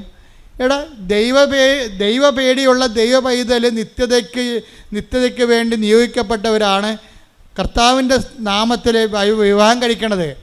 അവർക്ക് വിവാഹം കഴിക്കണമെമ്പോൾ ചില ആൾക്കാർക്ക് ഇതൊന്നും ഒരു പ്രശ്നമല്ല. അവർ ലിവിങ് ടുഗദറാണ്, ഒരുമിച്ച് താമസമാണെന്നൊക്കെ പറയും. എന്നിട്ട് അവർ അബോർഷൻ ഗുളികയൊക്കെ ഉപയോഗിക്കും. അങ്ങനെ പല മനുഷ്യർ ഈ ഭൂമിയിൽ നിൽക്കും. അവർക്ക് നിത്യതയെക്കുറിച്ച് യാതൊരു ബോധവുമില്ല. നമുക്ക് ഈ ബോധത്തിൻ്റെ കൂടുതലാണ് നമുക്ക്. എന്താ കാര്യം? ഞാൻ പരിശുദ്ധമ്മ ദേവമാതാവിനെ കണ്ട ആളാണ്. അപ്പം നിത്യത എന്താണെന്ന് എനിക്കറിയാം. പക്ഷേ നിത്യതയായിട്ട് അടുക്കണമെങ്കിൽ കുറച്ച് പണിയുണ്ട്. എന്താ കാര്യം? കർത്താവിൻ്റെ കൽപ്പനകൾ പാലിക്കണം. അവൻ പറയണ പോലെ ജീവിക്കണം. അവൻ പറയണ പോലെ ജീവിക്കണമല്ല, വഴിയെ നമുക്ക് തോന്നുന്ന പോലെ ജീവിക്കണമല്ല. നമുക്ക് തോന്നുന്ന പോലെ ഇപ്പോൾ ഒരു ഭർത്താവിനെ ഉപേക്ഷിച്ച്, രണ്ടാമത്തെ ഭർത്താവിനെ ഉപേക്ഷിച്ച്, മൂന്നാമത്തെ ഭാര്യയെ ഉപേക്ഷിച്ച് നമുക്കിങ്ങനെ എല്ലാ കുടിയിലും 5-6 മക്കളൊക്കെ ഉണ്ടാക്കി, അങ്ങനെ ഒന്നും സഭയിലില്ല, നിയമമില്ല. കർത്താവ് എന്താ പറയുന്നത്? അവരിരുവരും ഏക ശരീരമായി തീരും. എന്താ അപ്പം ഏക ശരീരമായി തീരുമെന്ന് പറയുമ്പോൾ ആ ദൈവ തിരുസന്നിധിയിലുള്ള ഒരു കവനൻ്റ് ഉടമ്പടിയാണ് ഇവിടെ നടക്കുന്നത്. ആ ഉടമ്പടിയിലുണ്ടാകുന്ന കുഞ്ഞുങ്ങൾ ഉടമ്പടിയുടെ കുഞ്ഞുങ്ങളാണ്. ആ ഉടമ്പടിയുടെ കുഞ്ഞുങ്ങളെ വേദപാഠം പഠിപ്പിക്കാൻ നമ്മൾ ബാധ്യസ്ഥരാണ്. എന്താ കാര്യം? നമ്മൾ പറഞ്ഞിട്ടുണ്ട് കർത്താവിനോട്, വിവാഹത്തിലുണ്ടാകുന്ന കുഞ്ഞുങ്ങളെ പുണ്യപൂർണ്ണമായി വളർത്തിക്കൊള്ളാവുന്ന. അപ്പോൾ ചില ഭർത്താക്കന്മാർ വന്നിട്ട്, ചില ഭാര്യമാർ വന്നിട്ടും പറഞ്ഞു, എൻ്റെ അച്ഛാ ഇയാളൊന്ന് കുമ്പസാരിപ്പിക്ക്. ഇയാൾ എന്നോട് പറഞ്ഞത് കല്യാണത്തിന് പോലും കുമ്പസാരിച്ചിട്ടില്ലെന്നുള്ളതാണ്. കല്യാണത്തിന് പോലും കുമ്പസാരിക്കാത്ത കടവാമ്പോത്തിൻ്റെ കൂടെയാണ് നീ ജീവിക്കണത്. എൻ്റെ മകളെ, നീ കുറച്ച് വേർക്കേണ്ടി വരും. കാരണം കഴിഞ്ഞ ദിവസം ഞാനൊരു കടവാമ്പോത്തിനെ കണ്ട്. ഞാൻ എറണാകുളത്ത് നിൽക്കുകയായിരുന്നു, ഞാനും നമ്മുടെ ഡ്രൈവർ മനോജും കൂടി. ഇപ്പം ഞങ്ങൾക്കൊരു ബുക്ക് സ്റ്റോള് ഒരു പുതിയ ബുക്ക് വന്നിട്ടുണ്ട്, അത് മേടിക്കണം. പക്ഷേ ഞങ്ങൾ ചെന്നപ്പോഴുണ്ട് ആ ബുക്ക് സ്റ്റോൾ അവിടെ ഇല്ല. എവിടെയാണെന്ന് അറിയാനും പാടില്ല. ഞങ്ങൾ ഊഹം വെച്ച സ്ഥലത്ത് ചെന്നപ്പോൾ അവിടെ ചെന്നപ്പോൾ ഓട്ടോ റിക്ഷ സ്റ്റാൻഡിലാണ്. അവിടെ ചെന്നപ്പോൾ ഞങ്ങൾ ഡ്രൈവർ ചോദിച്ചു, ഇന്ന ബുക്ക് സ്റ്റോൾ എവിടെയാണെന്ന് ചോദിച്ചു. ബുക്ക് സ്റ്റോളാ? അവിടെ നിന്നൊരു കണക്കിന് തടി കൂരിക്കൊണ്ട് പോകുന്നു. കുറച്ച് കഴിഞ്ഞപ്പോൾ മനോജ് പറയണം, അയാളുടെ കഴുത്തെ ഉടമ്പടി കാശും കിടപ്പുണ്ടായിരുന്നു. അപ്പോഴാണ് എനിക്ക് മനസ്സിലായത് പെണ്ണുമ്പിള്ള പറ്റിച്ച പണിയാണെന്ന്. ഉടമ്പടിയിലെ നേർച്ച വസ്തുക്കളെല്ലാം പ്രയോഗവിധികളിലാണ് അടയാളപ്പെടുത്തിയിരിക്കുന്നത്. ഇപ്പോൾ അതിൻ്റെ അകത്ത് പ്രാർത്ഥനയുണ്ട്, നമ്മൾ പ്രാർത്ഥിക്കുന്ന പ്രാർത്ഥനകളുണ്ട്. പിന്നെ എന്താണ്? പ്രഖ്യാപനമുണ്ട്. നമ്മൾ പത്രം കൊടുക്കത്തില്ലേ, അതെന്താണ്? പ്രഖ്യാപനമാണ്. നിങ്ങളിപ്പോൾ 18 പത്രമേ മേടിക്കുന്നുള്ളൂ. അമേരിക്കക്കാർ എന്നോട് ചോദിച്ചിരിക്കുന്നത്, ഇപ്പോൾ അടുത്ത ധ്യാനം ചിക്കാഗോയിൽ നടത്താൻ പോണ ധ്യാനത്തിന് അവരെന്നോട് പറഞ്ഞിരിക്കുന്നത്, നിങ്ങൾ അതിൻ്റെ എന്താണ് PDF അയച്ചതാണ്, ഞങ്ങളിവിടെ പ്രിൻ്റ് ചെയ്ത് വിതരണം ചെയ്തോളാമെന്ന്.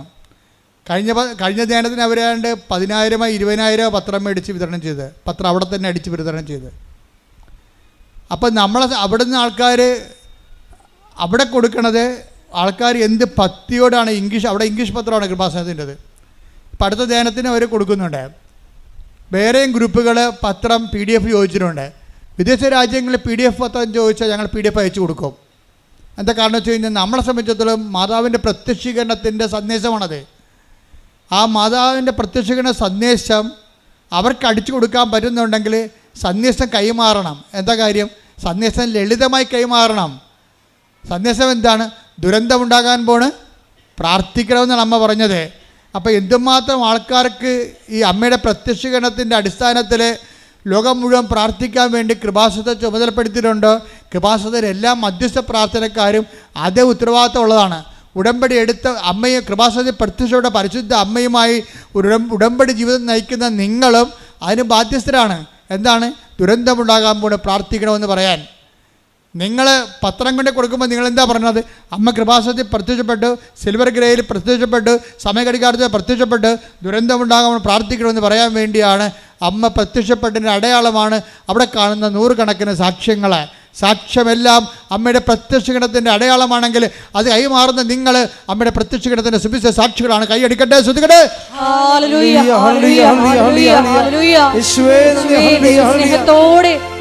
പ്രവർത്തനങ്ങൾ ചെയ്യുവാൻ ഞങ്ങളെ തിരഞ്ഞെടുത്ത് അഭിഷേകം ചെയ്യണമേ.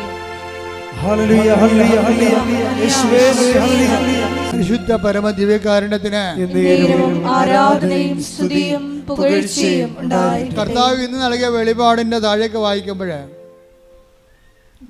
വായിക്കുമ്പോൾ ഇപ്പം നമ്മൾ പറഞ്ഞുകൊണ്ടിരിക്കുന്ന പ്രയോഗത്തെക്കുറിച്ചാണ്. പ്രയോഗത്തിന് മുമ്പ് ഈ പ്രയോഗം ഫലിക്കണം. ഈ ഉപ്പ് ഒരു പ്രയോഗമാണ്, ഉടമ്പടി കാശുരൂപം ഒരു പ്രയോഗമാണ്. വിശ്വാസത്തിൻ്റെ ആവിഷ്കാരങ്ങളിൽ 1 പ്രാർത്ഥന, 2 പ്രഖ്യാപനം. പത്രം കൊടുക്കണത് എന്താണ്? പ്രഖ്യാപനമാണത്, അമ്മയുടെ പ്രത്യക്ഷീകരണത്തിൻ്റെ പ്രഖ്യാപനമാണ്. 3 എന്താണ്? പ്രയോഗമാണ്. ഈ പ്രയോഗത്തിലാണ് നമ്മൾ ഉടമ്പടി കാശുരൂപം ഉള്ളത്. പിന്നെന്തുണ്ട്? ഉപ്പുണ്ട്. പിന്നെന്തുണ്ട്? ഉടമ്പടി തൈലമുണ്ട്. ഇതെല്ലാം പ്രയോഗത്തിലുള്ളതാണ്. ഇപ്പോൾ തന്നെ ആ ബ്ലാക്ക് മാസിൽ പെട്ടിരിക്കുന്ന സ്ത്രീയില്ലേ, അവരിവരെ ഈ റോസിനെ പുറത്താക്കാൻ വേണ്ടി എന്ത് ചെയ്യുന്നറിയാമോ? റോസി ഇല്ലാഞ്ഞ ഒരു സമയം കിട്ടിയപ്പോഴേ ആ പൊടിക്കുഞ്ഞ് മാലാഹക്കുഞ്ഞിൻ്റെ നെഞ്ചത്ത് കൊണ്ടുവന്ന് കൈ അമർത്തിക്കൊണ്ട് അതിനെ കൊല്ലാൻ വേണ്ടി കൈ അമർത്തി പിടിച്ചത്. പെട്ടെന്നാണ് കൊച്ചിൻ്റെ ഞരക്കം കേട്ട് ഇവൾ ഓടി വന്നത്. ഓടി വന്നതോടുകൂടി കൊച്ച് മരിക്കണ കണ്ടീഷനായി. അപ്പോൾ ഇവൾ ഓടിക്കളഞ്ഞ് അവിടെ ഇത് ചെയ്തിരുന്ന ആൾ കൊച്ചിനെ കൊല്ലാൻ നോക്കിയതാണ്. നോക്കിയേ എന്ത് കുരിശാണെന്ന് നോക്കിയേ. ഉടനെ റോസി ഇതിനെയും കൊണ്ട് ആശുപത്രി പോയി. അവരുടെ കൂടെ അറബികളല്ലേ, കുവൈറ്റികൾ, അവരോട് ആശുപത്രി പോയി. ആശുപത്രി പോയപ്പോൾ തന്നെ ഈ കൊച്ചിൻ്റെ ഈ മരണവിപ്രാളത്തിൽ കിടക്കുന്ന കൊച്ചല്ലേ, കൊച്ചിന് ഇവളെ തന്നെ ഇപ്പം ഇവർ നോട്ട വിട്ടു. മറ്റവളെ കണ്ടില്ലല്ല, ഇവളെ നോട്ട വിട്ടാ കുവൈറ്റികൾ. കാര്യം ഇവളാണല്ലോ കൊച്ചിനിങ്ങനെ ശ്രദ്ധിക്കാതെ ഇവിടെ ഇല്ലാഞ്ഞല്ലേ ഇവിടെ. അതോടുകൂടി കൊച്ചിന് നീർക്കെട്ടലായി, പതിരക്ക് നീര് വന്ന് ആശുപത്രി കിടന്ന്. അപ്പോൾ കൊച്ചിന് എന്തെങ്കിലും സംഭവിച്ചാൽ റോസിനെ അവർ ജയിലിലാക്കും. അപ്പോൾ റോസി എന്നാ ചെയ്യുന്നറിയാവോ? റോസി ഈ അറബിയും അവിടുത്തെ ഡോക്ടറും മാറിയപ്പോഴും ആശുപത്രി ചെന്നിട്ട് വിശ്വാസപ്രമാണം ചൊല്ലി ഉടമ്പടി തൈലമെടുത്ത് ഈ മരിക്കാൻ പോണ കൊച്ചിൻ്റെ നെഞ്ചിൽ കുരിശിട്ട്. അതാണ് പ്രയോഗം എന്ന് പറഞ്ഞാൽ. അതാണ് പിറ്റേ ദിവസം കൊച്ചിനെ ഡിസ്ചാർജ് ചെയ്ത്. അതാണ് പ്രയോഗം. ഈ പ്രയോഗം എന്ന് പറയാൻ കാരണം എന്തുകൊണ്ടാണ് ഈ പ്രയോഗം പെട്ടെന്ന് ഏറ്റത്? റോസിക്ക് എന്ത് പ്രശ്നം ഉണ്ടായാലും ഇപ്പോൾ ബ്ലാക്ക് മാസുകാരുടെ അകത്ത് കിടക്കുകയല്ലേ, ഇവളെ കൊല്ലാൻ വേണ്ടി അവർ നോക്കുകയാണ്, ചാടിക്കാൻ വേണ്ടി. അപ്പോൾ ഇവൾക്ക് പ്രത്യക്ഷീണ പ്രാർത്ഥനയാണ് ആകപ്പാടെ പിടിവള്ളി. ഇവൾ രാത്രി അവരുടെ ഈ ബ്ലാക്ക് മാസുകാരുടെ അപ്പുറത്ത് ഇവരുടെ ജോലി, അവരുടെ കുളിസിത പ്രവർത്തനങ്ങൾ ചെയ്യുമ്പോൾ ഇവൾ ഇവിടെ ഇരുന്നുകൊണ്ട് പ്രത്യക്ഷീണ പ്രാർത്ഥന ചെല്ലും. അപ്പോൾ ഈ സാധനമൊന്നും അവിടെ പരിക്കത്തില്ല. അതുകൊണ്ടാണ് ഇവർ തമ്മിൽ ഫൈറ്റിങ് വരണത്. അതാണ് ഇവളെ ചാടിക്കാൻ വേണ്ടി പണിയെല്ലാം ചെയ്യണത്.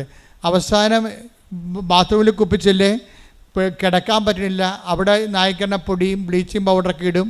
അങ്ങനെ ഈ കൊച്ചിനെ ഉപദ്രവിക്കും. അങ്ങനെ അവസാനം അമ്മ അവളോട് പറഞ്ഞു, നീ ഇവിടുന്ന് പോവുകയാണ് നിനക്ക് നല്ലതെന്ന് പറയാൻ.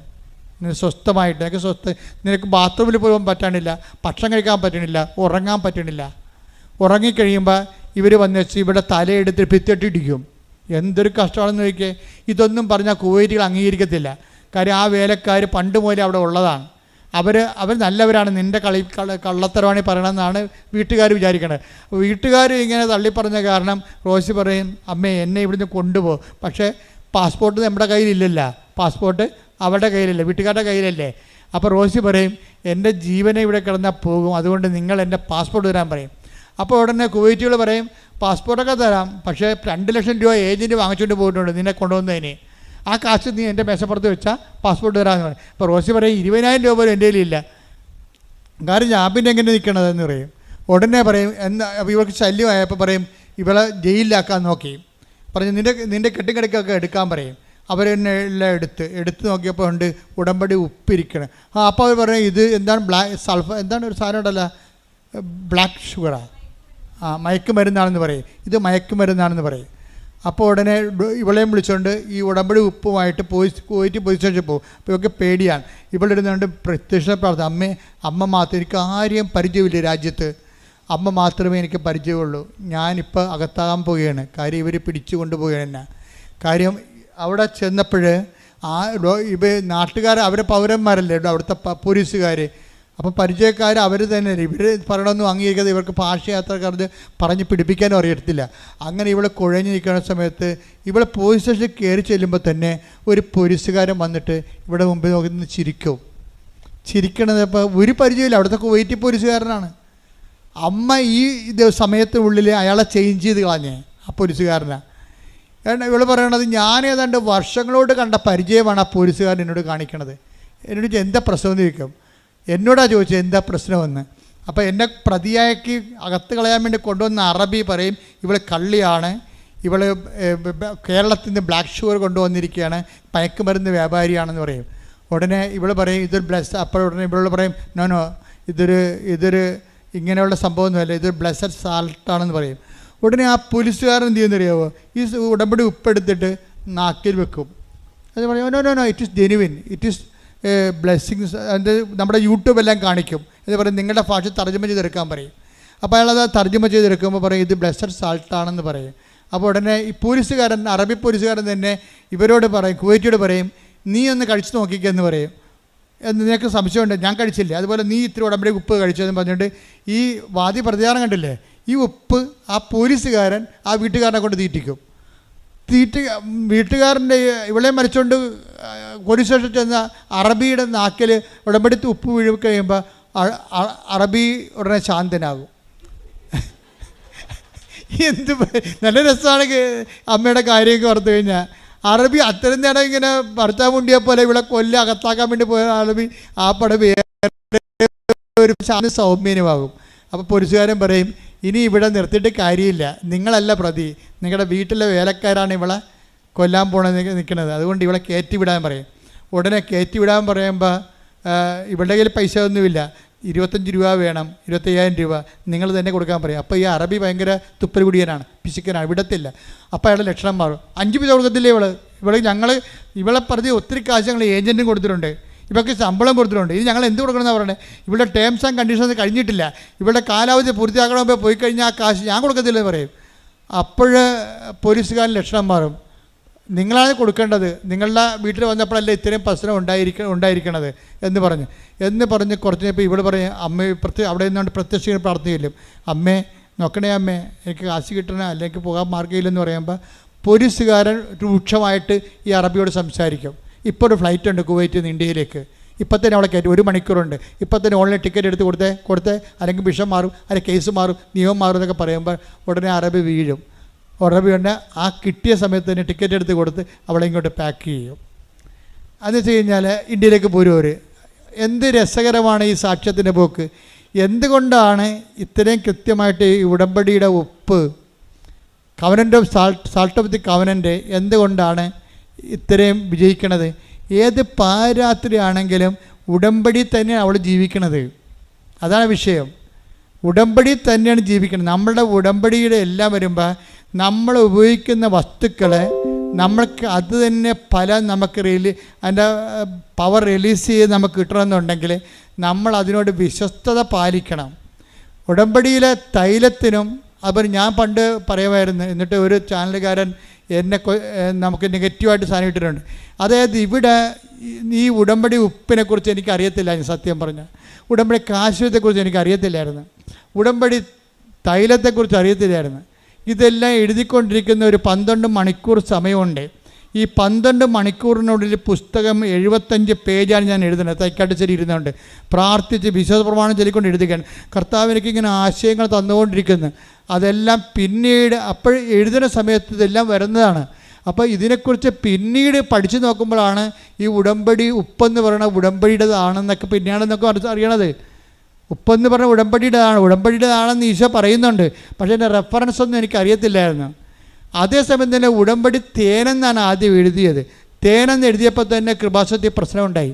തേന് വിൽക്കുന്ന ആൾക്കാർ വന്ന് ഇവിടെ തോന്നിവാസം പറഞ്ഞു. അവരെന്നോട് പറഞ്ഞ് തേന് വിൽക്കുന്ന ആൾക്കാർ തോന്നിവാസം പറയുന്നുണ്ട്, തേന് നിറക്കാൻ കണ്ടിട്ട്. അപ്പോൾ ഞാൻ പറഞ്ഞ് അത് പരിശുദ്ധമ്മയുടെ ഇടപെടലാണ്. ഞാനിവിടെ തേന് എൻ്റെ അടുത്ത് ഉടമ്പടിയുടെ ഭാഗം എഴുതിക്കൊണ്ടിരിക്കുകയാണ്. അപ്പോൾ തേൻ ഉടമ്പടിയുടെ ഭാഗമല്ല അത്. അപ്പോഴാണ് എൻ്റെ മനസ്സിൽ പരിശുദ്ധാത്മാവ് പറഞ്ഞത് ഉടമ്പടി തൈലമുണ്ട്, ഒലിവ് ഓയിലാണ് ഉടമ്പടിയുടെ ഭാഗം. നോക്കിയേ, ദൈവം തിരുത്തുന്ന രീതി കണ്ടില്ലേ? ദൈവം ആരും വഴി നമുക്ക് തിരുത്താൻ പറ്റും എന്ന് വെച്ച് കഴിഞ്ഞാൽ ദൈവം തിരുത്താൻ പറ്റുമെന്ന് വെച്ചാൽ അത് ഉടമ്പടി തേനിനെ മാറ്റി തൈലമാക്കിയത് പരിശുദ്ധമ്മ നേരിട്ടാണ് ആക്കിയിരിക്കണത്. അതുകൊണ്ടാണ് ആ അറബിയുടെ ആ കുഞ്ഞ് മരിക്കാൻ പോകുമ്പോൾ അതിൻ്റെ നെഞ്ചത്ത് ഉടമ്പടി തൈലം പൂശുമ്പോൾ അത് ജീവനിലോട്ട് വന്നിട്ട് ഇവളുടെ ജീവിതം തന്നെ രക്ഷപ്പെട്ടു വരണത് അങ്ങനെയാണ്. അതായത് പക്ഷേ ഇതെല്ലാം ഉപയോഗിക്കുമ്പോൾ ഇതിനെല്ലാം പ്രയോഗം എന്നാണ് പറയണത്. പ്രയോഗിക്കുന്നവർ ചെയ്യേണ്ടത് നിങ്ങളെ ഉടമ്പടി വിശ്വസ്തത പാലിച്ച് ഉടമ്പടിയുടെ ക്ലാസ്സെല്ലാം അറ്റൻഡ് ചെയ്ത് കേട്ടില്ലെങ്കിൽ വീണ്ടും വീണ്ടും കേട്ട് നോക്കി കൃത്യമായിട്ട് ചെയ്ത് ദൈവത്തോട് വിശ്വസ്ത പാലിച്ചാൽ ഏത് ബ്ലാക്ക് മാസ്കാരനല്ല, കൂടുതലക്കാരനല്ല, തോന്നിയവാസി ആയാലും ശരി, നിങ്ങൾ ഏത് നരകത്തിൽ പോയി താമസിച്ചാലും ഏത് മുറുക്കുപാമ്പിൻ്റെ ഉള്ളിലാണെങ്കിലും ദൈവം നിങ്ങളെ സഹായിക്കും. എന്താ കാര്യം? ക്രിസ്തു സകലതും, ദൈവം സമസ്തവും ഈ ലോകത്തുള്ള പിശാചിന് ഉൾപ്പെടെ അവൻ്റെ പാദത്തിൻ്റെ പീഠത്തിൻ്റെ കീഴിലാക്കിയിട്ടുണ്ടെങ്കിൽ അവനെ പ്രസവിച്ച മറിയത്തോടാണ് പറഞ്ഞിരിക്കുന്നത്. എന്താ പറഞ്ഞിരിക്കുന്നത്? അവൻ നിൻ്റെ തല തകർക്കും. പിശാചിനോട്, നിന്നിൽ നിന്ന് ജനിക്കാൻ പോകുന്നവൻ നിൻ്റെ തല തകർക്കും. അപ്പോൾ ക്രിസ്തുവിനെ, എല്ലാ പൈശാചിക തലകളെ തകർക്കുന്ന ക്രിസ്തുവിനെ പ്രസവിച്ച ആൾ ആ പവറിലാണ്, അവളുടെ മധ്യസ്ഥത്തിലും ഈശോൻ്റെ നാമത്തിലുമാണ് ഈ ഉടമ്പടി ചെയ്യുന്ന ആൾക്കാർക്ക് നേർച്ച വസ്തുക്കൾ വെഞ്ചരിച്ച് തന്നിരിക്കുന്നത്. അതുപോലെ തന്നെ നിങ്ങൾ വിശുദ്ധിയോടെ ഉപയോഗിക്കാനും പ്രാർത്ഥനയിൽ ഇത് ആവശ്യമില്ലാതെ ആർക്കും അയച്ചു കൊടുക്കുകയോ കൈമാറുകയോ ഒന്നും ചെയ്യരുത്. ഉടമ്പടി ആര് ചെയ്യുന്നു, ഉടമ്പടി ആരാണ് നിർവഹിക്കുന്നത്, അയാൾക്ക് പോയി ചെയ്യാം. അല്ലാതെ നിങ്ങൾ കൊടുക്കരുത്. മക്കൾക്കൊക്കെ ചില വിഡ്ഢി അമ്മമാരുണ്ട്. ഞാൻ പറയാം അതൊക്കെ കൂതറ പാർട്ടിയാണ്. എന്ന് വെച്ച് കഴിഞ്ഞാൽ മക്കൾക്ക് അവർ ഉടമ്പടി ചെയ്ത് വെച്ച് കാശ് രൂപ മക്കൾക്ക് കൊടുക്കും. അതങ്ങനെ ചെയ്യാൻ പറ്റത്തില്ല. അത് നിങ്ങളും ദൈവം ഉടമ്പടി ചെയ്ത നിങ്ങളും ദൈവവും തമ്മിലുള്ള ബന്ധത്തിൻ്റെ പേരിലാണ്. ആ മക്കളാണെങ്കിൽ അത് കൊണ്ടിട്ട് ഉടമ്പടിയിലല്ല ജീവിക്കണത്, അവർ തോന്നിയവാസത്തിലാണ് ജീവിക്കണമെന്നുണ്ടെങ്കിൽ നിങ്ങൾ കൊടുത്തത് തിരിച്ചു കടിക്കും. നിങ്ങളെ വിശുദ്ധിയില്ലാത്ത മക്കൾക്കും തോന്നിയവാസിയായിട്ടുള്ള മക്കൾക്കുമാണ് നിങ്ങൾ ഉടമ്പടി കാശ് രൂപം കൊടുത്തിരിക്കണമെന്നുണ്ടെങ്കിൽ, നിങ്ങളിപ്പോൾ ഓരോ കാനഡയിലേക്ക് അമേരിക്കയിലൊക്കെ പോകുമ്പോൾ നിലയം പിടിച്ചുകൊണ്ട് കാശ് രൂപം കൊടുക്കണില്ലേ, അവിടെ പോയിട്ട് എന്തെങ്ങനെ ജീവിക്കണമെങ്കിൽ അറിയാവോ? അറിയത്തില്ല. അവർ ദൈവത്തെ മറന്ന് പ്രാർത്ഥനയുമില്ല, കുർബാനയുമില്ല, കുമ്പസാരമില്ല ജീവിക്കുന്ന ആൾക്കാർക്കാണ് നിങ്ങളെ വിശുദ്ധ വസ്തു കൈമാറിയെങ്കിൽ കർത്താവ് പറഞ്ഞിട്ടുണ്ട്, നിങ്ങളുടെ വസ്തുക്കൾ പന്നികളുടെ മുമ്പിൽ വിതറരുതെന്ന്. കാര്യം അത് നിങ്ങളെ വിശുദ്ധ വസ്തുക്കളാണത്. അത് വിശുദ്ധന്മാരോടുള്ള ആൾക്കാർ ഉപയോഗിക്കേണ്ടതാണ്. ഉടമ്പടിയുടെ വിശുദ്ധി കീപ്പ് ചെയ്തുകൊണ്ട്, വിശുദ്ധി കീപ്പ് ചെയ്യണത് നിസ്സാരമായ കാര്യമാണ്, അല്ല ആനക്കാര്യമല്ല. നിങ്ങളുടെ പിശാസാണ് പറഞ്ഞത് വിശുദ്ധിയോടെ ജീവിക്കാൻ പാടാണെന്ന്. ദൈവം പറഞ്ഞിട്ടില്ല. ഈസിയാണ് വിശുദ്ധിയോടെ ജീവിക്കാൻ വേണ്ടി. അത് ഒരു ജന്മം മുഴുവൻ സെലിബ്രേറ്റായിട്ട് ഞങ്ങൾ ജീവിക്കാൻ ഇവിടെ കർത്താവിന് വേണ്ടി. നാളെ ചിലപ്പോൾ ഇങ്ങനെ ഒരു സമൂഹം ചിലപ്പോൾ ഉണ്ടായില്ലെന്ന് വരും. പക്ഷേ അതേസമയത്ത് തന്നെ ഉള്ളിടത്തോളം കാലം വിശുദ്ധിയോടെ ജീവിക്കാൻ കഴിയുമെന്ന് ലോകത്തെ പഠിപ്പിച്ച ഒരു വെല്ലുവിളിയാണ് ഈ പൗരോഹിത്യമൊക്കെ ഏറ്റെടുത്തിരിക്കുന്നത്. അതുപോലെ സമർപ്പിതരും. നിങ്ങളുടെ മക്കളെ നിങ്ങൾ വൈദികരാക്കാനും നിങ്ങളുടെ മക്കളെ നിങ്ങൾ സന്യസ്തരാക്കാനും നിങ്ങൾ തീരുമാനിച്ചാൽ ആ തീരുമാനം കൊണ്ട് തന്നെ നിങ്ങൾ ദൈവത്തിൻ്റെ സ്വന്തം മക്കളും. അതുപോലെ ഒരു കാര്യം ഓർക്കുക, ഏത് സ്പേസിൽ പോയാലും ഒരു കാലത്ത് ഭൂമിയിലോട്ട് ഇറങ്ങി വരേണ്ടി വരും. ഓർത്തേക്കണം. നിങ്ങൾ എത്ര വലുതായാലും നിലത്ത് ഉയർന്നാലും അവസാനം എല്ലാ പക്ഷികളും നിലത്തിറങ്ങാത്ത എത്ര ഉയർത്തിപ്പടിക്കുന്ന കഴുകനാണെങ്കിൽ പോലും ഒരു സമയത്ത് നിലത്തിറങ്ങേണ്ടി വരും. അതുകൊണ്ട് എന്തെല്ലാം നമ്മൾ നേടിയാലും ഒരു നിമിഷം നമ്മൾ നിലത്തിറങ്ങി നോക്കുമ്പോൾ നമ്മൾ നിലത്തിലോട്ട് ഇറങ്ങിപ്പോകുന്ന സമയത്തില്ലേ, 6 മണിലേക്ക് മറഞ്ഞു പോകുന്ന സമയത്തില്ലേ, അന്ന് നീ നേടിയത് ദൈവത്തിനെ മാറ്റി നിർത്തിക്കൊണ്ട് ഔന്നത്യം പ്രാപിക്കാൻ വേണ്ടി നേടിയ മനുഷ്യർക്കൊക്കെ അവസാനം അവരുടെ വിൽപ്പത്തത്തിലും അവരുടെ അധികാരപത്രത്തിലും കണ്ണുനീര് മാത്രമായിരിക്കും അവകാശമെന്ന് ഇപ്പോഴും പറയാൻ ഞാൻ ആഗ്രഹിക്കുന്നു. ഞാനല്ല, എന്നിലൂടെ പ്രവർത്തിക്കുന്ന പരിശുദ്ധാത്മാവ്. കൈയടിക്കട്ടെ സ്തുതികളെ. ഹല്ലേലൂയ, ഹല്ലേലൂയ, ഹല്ലേലൂയ. പരിശുദ്ധ പരമദിവ്യകാരുണ്യത്തിന് നേരവും ആരാധനയും സ്തുതിയും പുകഴ്ചയും ഉണ്ടായിരിക്കട്ടെ. ലോകം നമ്മളെ എന്തുമാത്രം മലീമസമാക്കാം, എന്തുമാത്രം കെയർലെസ് ആക്കാം, അങ്ങനെ ഒത്തിരിയേറെ നടപടിക്രമങ്ങളുമാണ് ലോകം കുതിക്കുന്നത്. പുതിയ പ്രലോഭനങ്ങളും പുതിയ തരത്തിൽ ദൈവത്തിൽ നിന്ന് അകന്നു പോകാനുള്ള വെല്ലുവിളികളും ഉണ്ടാകുമ്പോൾ നമ്മൾ ആഹ്ലാദിച്ച് ഉല്ലസിക്കണം. എന്താ കാര്യം? ഇത്രയും വെല്ലുവിളി ഉണ്ടെങ്കിൽ അതിലംഘിക്കുന്ന അഭിഷേകമാണ് നമുക്ക് തരാൻ പോണത്. ലോകത്തിൽ എന്തുമാത്രം വിശുദ്ധിയോടെ ജീവിക്കാൻ ആഗ്രഹിക്കുന്ന മനുഷ്യരെ നീ കേൾക്കണം. എന്താ കാര്യം? ഈ ലോകത്ത് വിശ്വാസം ജീവിക്കാനും വിശുദ്ധിയോടെ ജീവിക്കാനും എന്തുമാത്രം വെല്ലുവിളികൾ ഉയർന്നുയർന്ന് വരുന്നുവോ, ദൈവത്തിൽ ആശ്രയിക്കുന്നവർക്ക് അതിനേക്കാൾ അധികമായിട്ടുള്ള അഭിഷേകം കണ്ട് ദൈവം തരണത്. ഞാൻ ഈ ദിവസങ്ങളിൽ ദമ്പതികളെ കണ്ടു. അവരെന്നെ കാണാൻ വന്നതാണ്. അവരെ കാണാൻ വന്നത് അവർക്ക് ഞാൻ പ്രൈവറ്റ് ഓഡിയൻസ് കൊടുത്തു. അതിൻ്റെ കാരണം വെച്ച് കഴിഞ്ഞാൽ ഞാൻ ഹുസൈനിൽ ധ്യാനിപ്പിക്കുമ്പോൾ 75 കിലോമീറ്റർ അകലെ നിന്ന് ഇവരെനിക്ക് എല്ലാ ദിവസവും ഉച്ചക്ക് ഭക്ഷണം കൊണ്ടു തരും. 75 കിലോമീറ്റർ അകലെ. ഇപ്പം അതായത് മലയാള ഭക്ഷണം കൊണ്ടു തരും. രാവിലെ അവർ വെളുപ്പിനെ വൈകുന്നേരം രാവിലെ 7 മണിക്ക് അവരെനിക്ക് ബ്രേക്ക്ഫാസ്റ്റ് കൊണ്ടു തരും. നമ്മുടെ നാട്ടിൽ കിട്ടുന്ന ബ്രേക്ക്ഫാസ്റ്റ്. അപ്പം എനിക്കറിയാം ഞാനിവിടുത്തെ ഇവരെവിടെ നിന്ന് അടുത്തുനിന്ന് വരുന്നവരാണെന്ന് വിചാരിച്ച്. അപ്പം ധ്യാനമെല്ലാം കഴിഞ്ഞ് ഞാൻ ഒരു ദിവസം പോണ വഴിക്ക് എയർപോർട്ട് ഡ്രോമിലേക്ക് പോണ വഴിക്കാണ് ഇവരുടെ വീട്. അപ്പോൾ അവിടെ ചെന്നപ്പോൾ ഞാൻ വീട്ടിൽ ചെന്നപ്പോഴാണ് അറിയണത് ഓടിയിട്ട് വീട് തണില്ല. ഞാൻ പറഞ്ഞു എത്ര കിലോമീറ്റർ ഉണ്ട്? ഇത് 75 കിലോമീറ്റർ. അപ്പോൾ എന്ത് പരിപാടിയാണ് അവർ കാണിക്കണത്? 75 കിലോമീറ്റർ അകലെ എന്ന് ഈ 4 ദിവസവും രാവിലെയും ഉച്ചക്കും വൈകുന്നേരവും അങ്ങോട്ടും ഇങ്ങോട്ടും ഭാര്യയും ഭർത്താവും കൂടി ഭക്ഷണം കൊണ്ടുവന്ന് തരികയാണ് ഞങ്ങൾക്ക് എല്ലാവർക്കും. ഞാൻ അവിടെ ഉള്ള കാരണം അവിടെ ഉള്ള എല്ലാ അച്ഛന്മാർക്കും കിട്ടി. എന്താ കാര്യം വെച്ച് കഴിഞ്ഞാൽ അപ്പോൾ അതുകൊണ്ട് അവരിവിടെ വന്നപ്പോൾ ഞാൻ പറഞ്ഞു ഓക്കെ കാണാമെന്ന് പറഞ്ഞപ്പോൾ ഞാൻ അവരോട് ചോദിച്ചേ, നിങ്ങളുടെ വീട്ടിൽ ഞാൻ വന്നില്ലേ? അപ്പോൾ കൃപാസനം മാതാവിനെ അവിടെ പ്രതീക്ഷിച്ചിട്ടുണ്ട് അവരുടെ വീട്ടിൽ. അപ്പോൾ ഞാനെ കണ്ടു. ഞാൻ ചോദിച്ചു, നിങ്ങളുടെ അവിടെയുള്ള വീടുകളെല്ലാം ഭേദപ്പെട്ട വീടുകളാണ്, പക്ഷെ നമ്മുടെ അത്രയും പൈസ ഒന്നും അവർക്ക് മുടക്കിയിട്ടില്ല. ആ വീട് ഈ മരം കൊണ്ടൊക്കെ ഉണ്ടാക്കുന്ന വീടുകളാണ് അമേരിക്കൻ വീടുകളെല്ലാം. പക്ഷേ ഇവരുടെ വീട്ടിൽ നോക്കുമ്പോൾ ഒരു 10-12 മുറികളുണ്ട് അവിടെ വീട്ടിലുണ്ട്. അപ്പോൾ ഞാൻ അവരോട് ചുമ്മാ കാഷ്വലായിട്ട് ചോദിച്ചു, എന്തുകൊണ്ടാണ് നിങ്ങൾ 2 നില എടുക്കാഞ്ഞെന്ന് ചോദിച്ചു. ഉടനെ ജീജൻ എന്നാണ് പേര്, ഋദ്യു എന്നാണ് വൈഫിൻ്റെ പേര്. അപ്പോൾ ജീജൻ എന്നോട് പറഞ്ഞു, അച്ഛാ ഞങ്ങളെ മുകളിലത്തെ നില വേണ്ടെന്ന് വെച്ചു. കാര്യം മുകളിലത്തെ നില ഉണ്ടെങ്കിൽ പിള്ളേരെല്ലാം മുകളിൽ പോയി ഇരിക്കുകയുള്ളൂ. പിന്നെ അവരവിടെ 9 മണി കഴിഞ്ഞാൽ പിന്നെ അവർ എന്ത് ചെയ്യണം നമുക്കറിയത്തില്ല. അവരെന്ത് കമ്പ്യൂട്ടറാണ് കാണുന്നത്, അവരെന്താണ് അവരുടെ ഇൻട്രസ്റ്റ്, അവർ നമുക്ക് ഒന്ന് നമ്മുടെ കൺമുട്ട ഒരു നിര ഉള്ളെങ്കിൽ അവർ നമ്മുടെ കൺമുട്ടത്തുണ്ടാകും, വിളിച്ചാൽ വരും. തന്നെയല്ല 9 മണിയാകുമ്പോൾ തന്നെ അവർ കൊണ്ടുവന്ന് മൊബൈൽ ഞങ്ങളുടെ ബെഡ്റൂമിൽ കൊണ്ടുവന്ന് വെച്ചിട്ട് പോകും. അപ്പം ഞാൻ ആ കുഞ്ഞുങ്ങളെ കണ്ടേ, കുഞ്ഞുങ്ങളൊക്കെ വലിയ വളർന്ന് വലിയ എൻജിനീയറിങ് ആൾക്കാരൊക്കെ ആയി, അവിടുത്തെ മെയിൻ ആൾക്കാരാണ് പിള്ളേർ. അപ്പം ഞാൻ അവിടുത്തെ ഈ കുഞ്ഞുങ്ങളൊക്കെ വിശ്വാസം വളർത്തുന്നതിന് വലിയ പാടൊന്നുമില്ല. മാതാപിതാക്കന്മാരൊന്നും ഓക്കെ ആയാൽ മതി. മാതാപിതാക്കന്മാർക്ക് അതിനെക്കുറിച്ച് കൃത്യമായ ചിട്ടയുണ്ടെങ്കിൽ കുഞ്ഞുങ്ങൾ കൃത്യമായിട്ട് വളരും. ഞാൻ ഓർത്തിരുന്നത് കുഞ്ഞുങ്ങളൊക്കെ വളർന്ന അടക്കായാണെങ്കിൽ മടി വെക്കാം, കവുങ്ങായ എന്ത് ചെയ്യുമെന്നൊക്കെ പറഞ്ഞിടല്ലേ അമ്മമാർ ചുമ്മാ സ്കൂട്ടായി ജാമ്യം എടുക്കണത്. നിങ്ങൾ ജാമ്യമൊന്നും എടുക്കണ്ട. നിങ്ങളുടെ മക്കൾക്ക് മോശത്തരം സംഭവിച്ചിട്ടുണ്ടെങ്കിൽ ഒരു പരിധിവരെ നിങ്ങളും ഒരു പരിധിവരെ ഞങ്ങളും ഉത്തരവാദികളാണ്. വൃത്തിയും മെനയുള്ള മാതൃകയുള്ള വൈദികരുടെ എണ്ണം സഭയെ കൂടിയ കന്യാസികളുടെ എണ്ണം കൂടിക്കഴിഞ്ഞാൽ തീർച്ചയായിട്ടും കുടുംബങ്ങളുടെ വിശുദ്ധി കൂടും. അതിന് സംശയം എന്തായിരിക്കണേ? അതുപോലെ തന്നെ മാതാപിതാക്കന്മാരുടെ വിശുദ്ധിയുടെ നമ്മൾ ഇവിടെ ജീവിക്കേണ്ടവരല്ല. ഇന്നല്ലെങ്കിൽ നാളെ നമ്മൾ ദൈവത്തിൻ്റെ അടുത്തേക്ക് പോണതാണ്. ഇവിടെ ഉള്ള കണ്ണുമേക്കുന്ന നേരത്താണ് നമ്മളിവിടെ നിൽക്കണത്. അപ്പോൾ ഉള്ള കാലത്ത് ദൈവത്തിന് വേണ്ടി ജീവിക്കാൻ വേണ്ടിയുള്ള തീരുമാനമാണ് ഉടമ്പടി ജീവിതം കൊണ്ട് ദൈവം നമ്മളിൽ ഉദ്ദേശിക്കുന്നതും ദൈവം നമുക്ക് തരണതും. കഴിഞ്ഞ ദിവസങ്ങളിൽ ഞാൻ വേറെ ഒരു മകളെ പ്രാർത്ഥിച്ചു. ആ കുഞ്ഞൊന്നും അനുസരിക്കണില്ല അച്ഛാ, കുഞ്ഞ് എപ്പോഴും പറച്ചാമുണ്ടിയെ പോലെ കാറിക്കൂവി ബഹളം ഉണ്ടാക്കുകയാണ് എന്ന് പറഞ്ഞ് ഉടനെ അതും പറഞ്ഞിട്ട് അവിടുന്ന് ഉടമ്പടി എടുത്ത് വെള്ളച്ചീട്ടുമായിട്ട് ഇവിടെ വന്നു. അപ്പോൾ ഞാൻ ഈ കുഞ്ഞിനെ എല്ലാവരും ഞാൻ പ്രാർത്ഥിച്ച് പോകുമ്പോൾ കുഞ്ഞിന് തലയെ വെച്ച്.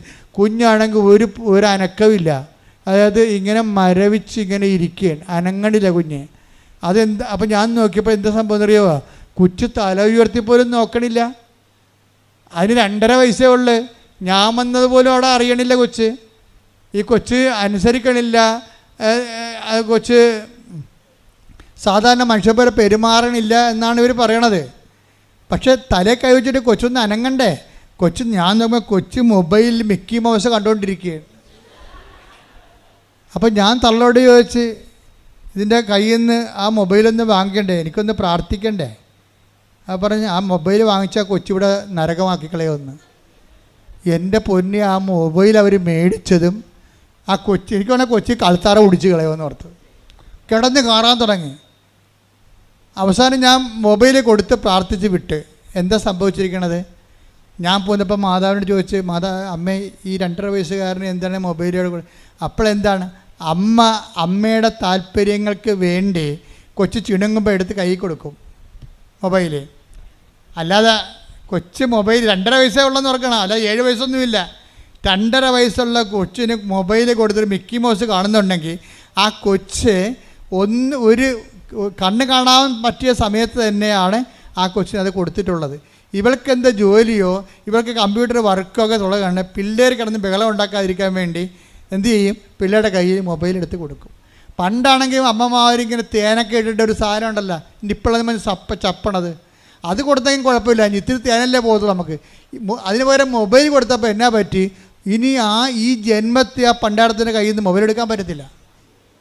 എന്താ കാര്യത്തിൽ? നിങ്ങൾ എന്തും കൊടുത്താൽ നമുക്ക് തിരിച്ചെടുക്കാം, പക്ഷേ മൊബൈൽ കൊടുത്താൽ തിരിച്ചെടുക്കാൻ പറ്റത്തില്ല. കാര്യം കിളവന്മാർ വരെ മൊബൈലിന് അടിപ്പെട്ട് ഇങ്ങനെ ചോദിച്ചിട്ട് പോലെ ഇരിക്കണം ഇപ്പോഴും.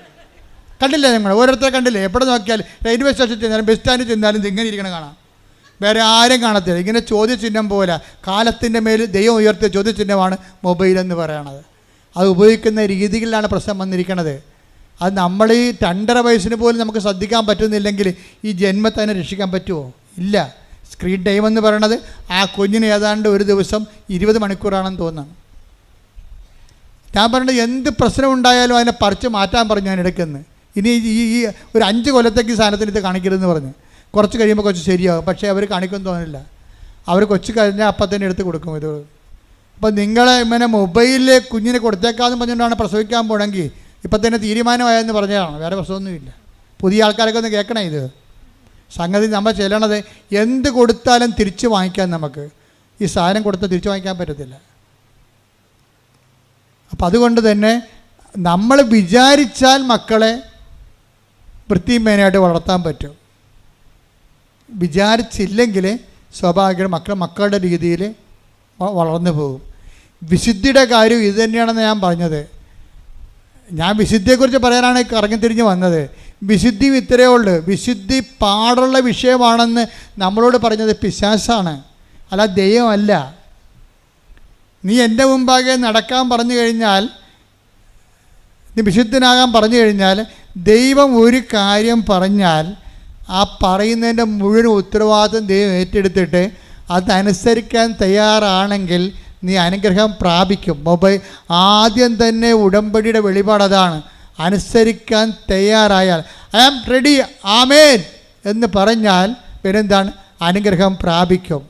വിശുദ്ധിക്ക് വേണ്ടി ജീവിക്കാൻ ഞാൻ തയ്യാറാണ് ആമേൻ എന്ന് പറഞ്ഞാൽ ദൈവം വിശുദ്ധിയുടെ അഭിഷേകം നിനക്ക് തരും. കയ്യടിക്കട്ടെ, ശ്രുതിക്കട്ടെ.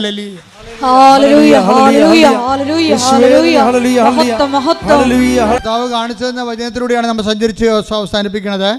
ആ വചനത്തിന് താഴെ അവർ കുറേ നാളത്തേക്ക് വിശ്വസിക്കുന്നു എന്നാണ് പറഞ്ഞത്. കാര്യം വേരില്ലാത്തത് കൊണ്ട്. വേരെന്താണ്? പരസ്നേഹത്തിൻ്റെ പ്രവർത്തികളാണ് വേരെന്ന് പറഞ്ഞു. അതെല്ലാം കഴിഞ്ഞ ശേഷം താഴെ വരുന്ന വചനം വായിച്ച് മുള്ളുകളുടെ വീണിനെക്കുറിച്ച് പറയുന്നുണ്ട്. 15 വായിച്ച് 8:15. നല്ല നിലത്ത് വീണതോ, പറഞ്ഞ നല്ല നിലത്ത് വീണതോ, വചനം കേട്ട് ഉത്കൃഷ്ടവും നിർമ്മലവുമായ ഹൃദയത്തിൽ അത് സംഗ്രഹിച്ച് ക്ഷമയോടെ ഫലം പുറപ്പെടുവിക്കുന്നവരാണ്. ഇതാരാണ് ശരിക്കും പറഞ്ഞ? ഇതാണ് മറിയമെന്ന് പറയുന്ന ആള്. പിടികിട്ടിയ? അതായത് മറിയത്തിൻ്റെ വാട്ടർ മാർക്കുകൾ ഇങ്ങനെ ബൈബിൾ മുഴുവനും ഇങ്ങനെ സ്പൈനൽ കോഡ് പോലെ പോയിരിക്കുകയാണ്. മറിയമെന്ന് നേരിട്ട് പറയത്തില്ല. സ്വഭാവങ്ങൾ പറയും, രീതികൾ പറയും, സംസ്കാരം പറയും. മറിയം സംസ്കാരത്തിലുള്ളൊരു വചനമാണിത്. എന്താണിത്? മറിയം എന്താ ചെയ്യണത്? നല്ല വിത്ത് വീണതോ വചനം കേട്ട്. പറഞ്ഞേ, നല്ല നിലത്ത് വീണതോ വചനം കേട്ട് ഉത്കൃഷ്ടവും നിർമ്മലവുമായ ഹൃദയത്തിൽ സംഗ്രഹിച്ച് ക്ഷമയോടെ ഫലം പ്രകടിപ്പിക്കുന്നതാണ്. ചില ഫലത്തിന് സഹിക്കുന്ന സ്നേഹം വേണം. അതാണ് ക്ഷമയെന്ന് പറയണത്. ചില ഫലത്തിന് ഇത്തിരി താമസിക്കും. ചില ഫലങ്ങൾ അതിനെന്ത് വേണം? ദൈവത്തോട് സ്നേഹം വേണം. പിന്നെ എന്താണ്? ദൈവത്തിൻ്റെ വചനം പാലിക്കുന്നതിൽ ഒരു സഹനവും വേണം. അല്ലാതെ ഉടമ്പടി എടുത്തല്ലോ, എനിക്ക് കിട്ടിയില്ലല്ലോ, അവൾക്ക് കിട്ടിയല്ല, ഉടമ്പടി എടുക്കാത്ത അവൾക്ക് കിട്ടിയല്ല എന്ന് പറഞ്ഞിട്ടുണ്ട് ഞാൻ ഉടമ്പടി ഡൗൺ ആക്കരുത്. ക്ഷമ പോയെന്നതിൻ്റെ അർത്ഥം മനസ്സിലായില്ലേ? ക്ഷമയെന്ന് പറഞ്ഞാൽ സഹിക്കുന്ന സ്നേഹത്തിനാണ് ക്ഷമയെന്ന് പറയണത്. അപ്പോൾ അതുപോലെ തന്നെ ആ ക്ഷമ ചില കാര്യങ്ങൾ നിറവേറാൻ ദൈവത്തിൻ്റെ സമയം. ദൈവത്തിൻ്റെ സമയമുണ്ട്. ആ ദൈവത്തിൻ്റെ സമയമാണ് നിനക്ക് കുറിച്ച് തരണത്. അപ്പോഴേ ദൈവത്തിൻ്റെ സമയം കുറിച്ചാൽ എല്ലാം ശരിയായിരിക്കും. ഇപ്പോൾ ഉടമ്പടി എനിക്ക് അമ്മ പ്രത്യക്ഷപ്പെട്ട് ദുരന്തമുണ്ടാകാൻ പോണ പ്രാർത്ഥിക്കണമെന്ന് പറഞ്ഞപ്പോൾ തന്നെ അമ്മയ്ക്ക് വേണമെങ്കിൽ എനിക്ക് ഉടമ്പടി തരാമായിരുന്നു. തന്നില്ലല്ലോ. പിന്നെ എത്ര കൊല്ലം കഴിഞ്ഞാണ് തന്നത്? അമ്മ പ്രത്യക്ഷപ്പെട്ടതിന് ശേഷം. അപ്പം 11 കൊല്ലം കഴിഞ്ഞാണ് ഉടമ്പടി തന്നത്. ആ ഉടമ്പടി തന്നെങ്കിലും അത് കോവിഡ് വരെ ഒരുമാതിരിപ്പെട്ട ഒരു ഫസ്റ്റ് ലെയർ ആൾക്കാർ ഉടമ്പടി എടുത്തു കഴിഞ്ഞോ? കോവിഡ് കഴിഞ്ഞപ്പോൾ ഇത്ര പെട്ടെന്ന് ഉടമ്പടി വളർന്നു വരാൻ കാര്യം ആ ഉടമ്പടി 18 വരെ എടുത്തു പോയവർക്ക് ഫലമുണ്ടായി. അവരെല്ലാം സാക്ഷ്യങ്ങളും കൊണ്ടാണ് ഉടമ്പടി നമ്മളുടെ ഈ കോവിഡ് കഴിഞ്ഞപ്പോൾ കൃപാസനത്തിലേക്ക് വന്ന ജനം എന്തുകൊണ്ടാണ് വന്നത്? 16-ലും 17-ലും 18-ലും അവർക്ക് കിട്ടിയ വലിയ സാക്ഷ്യങ്ങൾ കൊണ്ട്. They are coming caring the sheeps എന്ന് പറയത്തില്ലേ? അവർ കരഞ്ഞുകൊണ്ട് വിത്തുമായിട്ട് വന്നവരെ, വിതച്ചിട്ട് പോയവരെ അവർ തിരികെ കൊയ്ത കറ്റയുമായി സന്തോഷത്തോടെ ആർപ്പോടെ തിരിച്ചു വന്നു. അവിടെ ആർപ്പ് വിളികളാണ് സാക്ഷ്യമായിട്ട് നമ്മൾ കേട്ടുകൊണ്ടിരിക്കുന്നത്. അതുകൊണ്ട് തന്നെയാണ് ആർപ്പ് വിളികളാണ് സാക്ഷ്യങ്ങൾ. അത് കേൾക്കുമ്പോൾ ആമേൻ പറയുകയും ഹല്ലേലൂയ പറയുകയും എന്നെയും ആർപ്പ് വിളിക്കാൻ അവകാശി ഓഹരിമാക്കണമെന്ന് പ്രാർത്ഥിച്ചുകൊണ്ട് ഇടിമുഴക്കം പോലെ ശ്രദ്ധിക്കട്ടെ.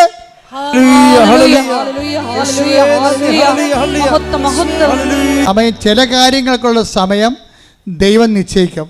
ആ നിശ്ചയിക്കുമ്പോൾ അത് 1.5 സമയമായിരിക്കും. എല്ലാ കാര്യവും ഒത്തുവരണ സമയം ദൈവത്തിനറിയാം. അപ്പോൾ നിൻ്റെ ചില വിഷയങ്ങൾക്ക് ദൈവമാണ് അപ്പം തീരുമാനിക്കുന്നത്. അതുകൊണ്ട് നീ ആവശ്യമില്ലാത്ത ക്ഷമയോട് കാണിക്കരുത്. എഴുന്നേൽക്കുക. അത് എല്ലാ വിഷയങ്ങൾക്കും വേണ്ടി പ്രാർത്ഥിക്കാൻ പോവുകയാണ്.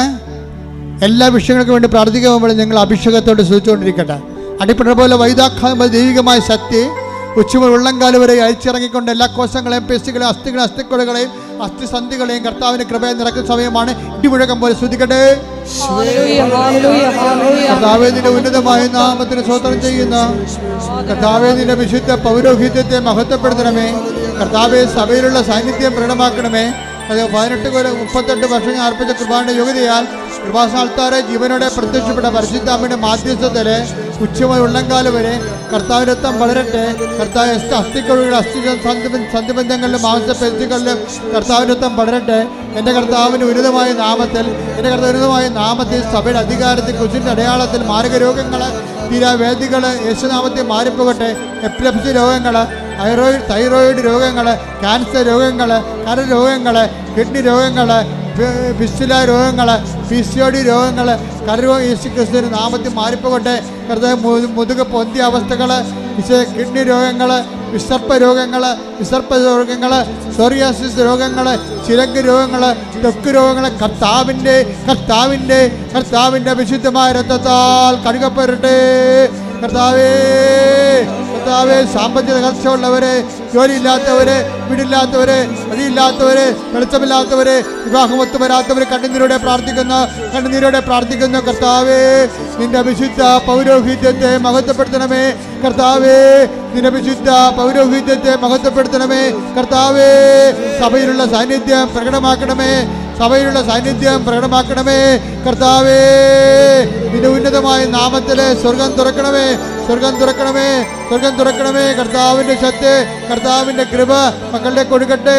മാരക രോഗങ്ങള്, തീരാവേദികള്, ജീവദുരിതങ്ങള്, മാർഗദൂതങ്ങള്, ജീവദുരിതങ്ങള്, വസ്തുവില്ലാത്തവര്, വീടില്ലാത്തവര്, സ്ഥലമില്ലാത്തവര്, ജോലിയില്ലാത്തവര്, രേഖകള്, സർട്ടിഫിക്കറ്റുകള്, കുടുങ്ങിപ്പോയവര്, വിദ്യാഭ്യാസ മേഖലകളില്, ജോലി മേഖലകളില്, യാത്രാ മേഖലകളില്, എല്ലാ തരത്തിലുള്ള ജീവിത വിളികളുടെ മേഖലകളിലുള്ള നിലവിലുള്ള തടസ്സങ്ങള് യേശുക്രിസ്തുവിന്റെ നാമത്തില് മാറിപ്പോകട്ടെ. എല്ലാ രോഗങ്ങളും സുഖപ്പെട്ടുകൊണ്ട് അങ്ങയുടെ നാമത്തെ ആരാധനയിലൂടെ വീണ്ടും മഹത്വപ്പെടുത്തണമേ. ഓൺലൈനിലുള്ളവരും മൗനമായി പ്രാർത്ഥിക്കട്ടെ. മുട്ടയിൽ നിന്ന് കൈകൾ കുപ്പി കണ്ണടച്ചു കണ്ടേ.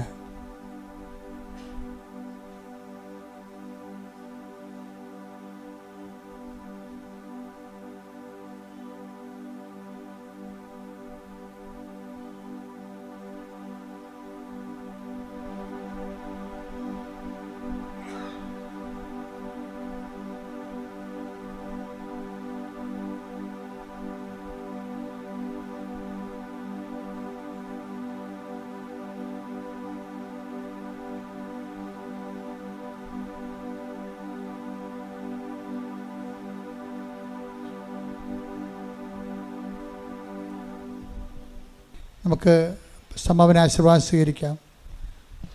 ക്രിസ്മസ് നിങ്ങളെ പ്രത്യേകം ആശംസിക്കാൻ എനിക്ക് ആഗ്രഹമുണ്ട്. പക്ഷേ നമ്മളെപ്പോഴും ഉടമ്പടിയിലുള്ളവർ എപ്പോഴും ക്രിസ്മസിലാണ്. ഞങ്ങൾക്കാണെങ്കിൽ ക്രിസ്മസ് വരുന്നു എന്നുള്ള മറ്റുള്ളവരെ പ്രതിയാണ് നമ്മൾ ക്രിസ്മസ് എന്നൊക്കെ പറയണത്. നമ്മൾ 24 മണിക്കൂർ ഇതിൻ്റെ അകത്ത് തന്നെയല്ലേ. ഇതിൻ്റെ തന്നെയാണ് കർത്താവിൻ്റെ ജോലിയും. 24 മണിക്കൂറും ക്രിസ്മസാണ്. ദൈവം ആരിലെല്ലാം ഹൃദയത്തെ ജനിക്കുന്നുവോ ഇവിടെ എല്ലാ ദിവസവും ജനങ്ങളെ ഹൃദയങ്ങളിൽ ക്രിസ്തു ജനിക്കുന്നുണ്ട്. പരിശുദ്ധ അമ്മ അവരുടെ ക്രിസ്തുവിനെ കൊടുക്കുന്നുണ്ട്. അപ്പോൾ നിങ്ങൾ മറ്റുള്ളവർക്ക് ക്രിസ്മസ് ഉണ്ടാക്കി കൊടുക്കണം. പിന്നെ ക്രിസ്മസ് കാലത്ത് പ്രത്യേകിച്ച് ഉടമ്പടിക്കാർ പ്രത്യേകം ശ്രദ്ധിക്കുക, പാവപ്പെട്ടവരെ കരുതണം. ഇന്നത്തെ കാലത്തെ ഒരു പ്രശ്നം എന്ന് പറയുന്നത് ആരും കൈ നീട്ടത്തില്ല. എല്ലാവർക്കും അഭിമാനമുള്ളതുകൊണ്ട് കൈ നീട്ടത്തില്ല. നമ്മൾ ചോദിക്കണം. പക്ഷെ അവർക്ക് നമ്മളോട് ചിലപ്പോൾ ചോദിക്കാൻ തോന്നത്തില്ല. പക്ഷെ നമ്മൾ ചിലരെ കണ്ടിട്ട് അവരെ കാര്യങ്ങൾ അറിഞ്ഞ് സഹായിക്കണം. അപ്പോൾ അവർക്ക് ക്രിസ്മസ് ഉണ്ടാകും, നമുക്കും ക്രിസ്മസ് ഉണ്ടാകും. അപ്പോൾ മറ്റുള്ളവരെ കൂടി അതിൻ്റെ അകത്ത് ജാതിയും മതവും ഒന്നും നോക്കരുത്. കാര്യം നമ്മളിവിടെ സൃഷ്ടിച്ചപ്പോൾ എല്ലാവരുടെയും കൂടെയാണ് സൃഷ്ടിച്ചത്. ദൈവം ആദ്യം മരങ്ങളെയും, അതുകൊണ്ട് ഞാൻ മരത്തിൻ്റെ കമ്പ് വെട്ടാൻ പോലും എനിക്ക് ഭയങ്കര സങ്കടമാണ്. നമ്മളെ സൃഷ്ടിച്ച് വിട്ടപ്പോൾ എല്ലാവരെയും അവരെയൊക്കെ ആദ്യം സൃഷ്ടിച്ചിട്ടാണ് നമ്മളെ അവസാനം സൃഷ്ടിച്ചത്. അപ്പോൾ അവരെ എല്ലാവരും നോക്കുക എന്നുള്ള ഉദ്ദേശത്തിലാണ് അവരൊക്കെ സൃഷ്ടിച്ചത്. അല്ല പിന്നെ നമ്മുടെ ഭക്ഷണത്തിന് വേണ്ടി നമുക്ക് അതിൽ നിന്ന് എടുക്കാം, അല്ലാതെ നമുക്ക് മറ്റൊന്നും ചെയ്യാൻ പറ്റത്തില്ല. മരങ്ങളുടെ കായ്കളെടുക്കാം, മത്സ്യങ്ങളെ കഴിക്കാം, നമ്മുടെ ഭക്ഷണത്തിന് വേണ്ടി മാത്രം. അപ്പം അതുകൊണ്ട് എല്ലാവരെയും സൃഷ്ടിച്ചതിന് ശേഷം ആണ് നമ്മളെ സൃഷ്ടിച്ചത്. അതിൻ്റെ ഒരു കാര്യം, നമ്മൾ അതുങ്ങളെ നോക്കുമെന്നാണ്. വെള്ളം പോലും സൃഷ്ടിക്കുമ്പോൾ വെള്ളം ശുദ്ധിയായിട്ട് സൂക്ഷിക്കണം. അത് നമ്മുടെ ഒരു ജനിതകമായ ഒരു ഉത്തരവാദിത്വമാണ്. പൊതു ഇടങ്ങളെ സംരക്ഷിക്കുക, വിശുദ്ധിയോടെ പരിസരങ്ങൾ സംരക്ഷിക്കുക, എല്ലാം. അപ്പം അതെല്ലാം എവിടെയെല്ലാം നിങ്ങളത് ക്രിസ്തുവിൻ്റെ വാക്കനുസരിച്ച് ക്രിസ്തുവിനെ സംരംഭമാക്കുന്നുവോ അവർക്കെല്ലാം ക്രിസ്മസാണ്. സോ എല്ലാവർക്കും ഹാപ്പി ക്രിസ്മസ്. കൈയടിച്ച് കൊണ്ട് ഒരിക്കൽ കൂടി മരിയനുടമ്പിൽ സംബന്ധിച്ചിരിക്കുന്ന എല്ലാ വിഷയങ്ങളും ദൈവമാതാവിൻ്റെ മധ്യസ്ഥയിലെ ദിവ്യകാരുണ്യ സന്നിധിയിൽ സമർപ്പിച്ച് ഒരു നിമിഷം നമുക്ക് മൗനമായിട്ട് പ്രാർത്ഥിക്കാം. 2 പത്രോസ് 1:17 തിരുവചനം അനുസരിച്ചുകൊണ്ട് ഈശോയെ ഞങ്ങളുടെ വിളിയും തിരഞ്ഞെടുപ്പും ഉറപ്പിക്കുന്നതിൽ കൂടുതൽ ഉത്സാഹമുള്ളവരായി ഉടമ്പടി നിബന്ധനകളും ഒപ്പം തന്നെ ഞങ്ങളുടെ ജീവിത ഉത്തരവാദിത്വങ്ങളും വിശ്വസ്താപൂർവം പാലിച്ചുകൊണ്ട് സ്നേഹത്തിൽ വേരുവാകി ഉറയ്ക്കുവാൻ ഈശോയെ ആരാധനയിലൂടെ ഞങ്ങളെ അഭിഷേകം ചെയ്യണമേ എന്ന് പ്രാർത്ഥിച്ചുകൊണ്ട് നമുക്ക് ശിരസ്സ് നമിച്ച് ദിവ്യകാരുടെ നാഥൻ്റെ ആശീർവാദം സ്വീകരിക്കാം.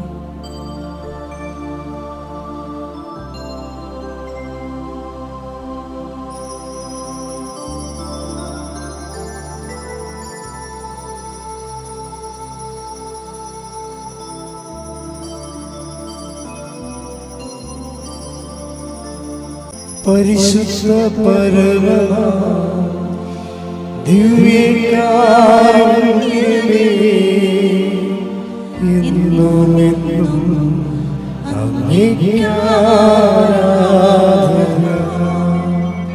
പരിശുദ്ധ പരമ ദിവ്യകാരുണ്യമേ,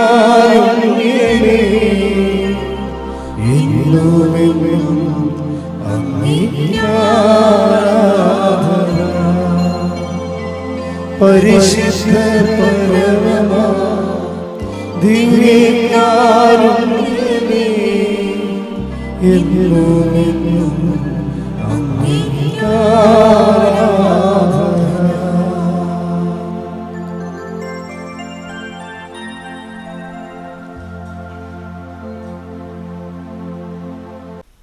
പ്രധാനപ്പെട്ട അറിയിപ്പ്, എല്ലാ ദിവസവും അനുദിന അനുഗ്രഹ പ്രാർത്ഥന രാവിലെ 5:30 മണിക്ക് അച്ഛൻ നിങ്ങളോടൊപ്പം എഴുന്നേറ്റ് പ്രത്യക്ഷീണ പ്രാർത്ഥന ചെല്ലുന്ന നിങ്ങളുടെ അന്നന്നത്തെ ഓരോ ദിവസമുള്ള ആവശ്യങ്ങളെ അപ്പോഴപ്പോൾ സമർപ്പിച്ച് പ്രാർത്ഥിക്കുന്നു. നിങ്ങളുടെ യാത്ര, ജോലി, താമസം, ഭക്ഷണം, അതുപോലെ തന്നെ നിങ്ങളുടെ ജീവിത മാർഗങ്ങൾ, കുഞ്ഞുങ്ങളുടെ പഠനക്രമങ്ങൾ, അതുപോലെ തന്നെ നിങ്ങളുടെ യാത്രകൾ, നിങ്ങളുടെ ഓരോ ദിവസവും അനുഭവിക്കുന്ന പ്രത്യേക ജീവിത ഭാരങ്ങൾ, ഓരോ ദിവസവും നിങ്ങൾക്ക് ചെയ്തു തരേണ്ട ഉത്തരവാദിത്തങ്ങൾ, അതെല്ലാം സമർപ്പിച്ച് പ്രാർത്ഥിക്കുന്നതാണ് മാതാവിൻ്റെ പ്രത്യക്ഷീകരണ പ്രാർത്ഥനയും അതിൻ്റെ ഉള്ളിൽ നിൽക്കുന്ന നിയോഗങ്ങളും. അതിനുശേഷമാണ് അന്നു വേണ്ട ആവശ്യങ്ങൾക്ക് വേണ്ടി ഉള്ള അഭിഷേക പ്രാർത്ഥന. അതിനുശേഷമാണ് ഡെയിലി ബ്രെഡ്. അതിനു വേണ്ട ആഹാരം പോലെ ഒരു വചനം പങ്കുവെച്ച് നിങ്ങൾക്ക് ആ ദിവസത്തെ സന്ദേശമായി നൽകുന്നത്. ഇതിന് അനുദിന അനുഗ്രഹ പ്രാർത്ഥന എന്നാണ് വിളിക്കുന്നത്. ഒരു ദിവസം 1,35,000 പേര് കൂടുന്നുണ്ട് അതിൻ്റെ അകത്ത്. അപ്പോൾ നിങ്ങൾ കൂടാത്തവരുണ്ടെങ്കിൽ അത്രയും കൂടുകയും അതുപോലെ തന്നെ അത് ഷെയർ ചെയ്യുകയും ചെയ്യണമെന്ന് പ്രത്യേകം ഓർപ്പിക്കുന്നു.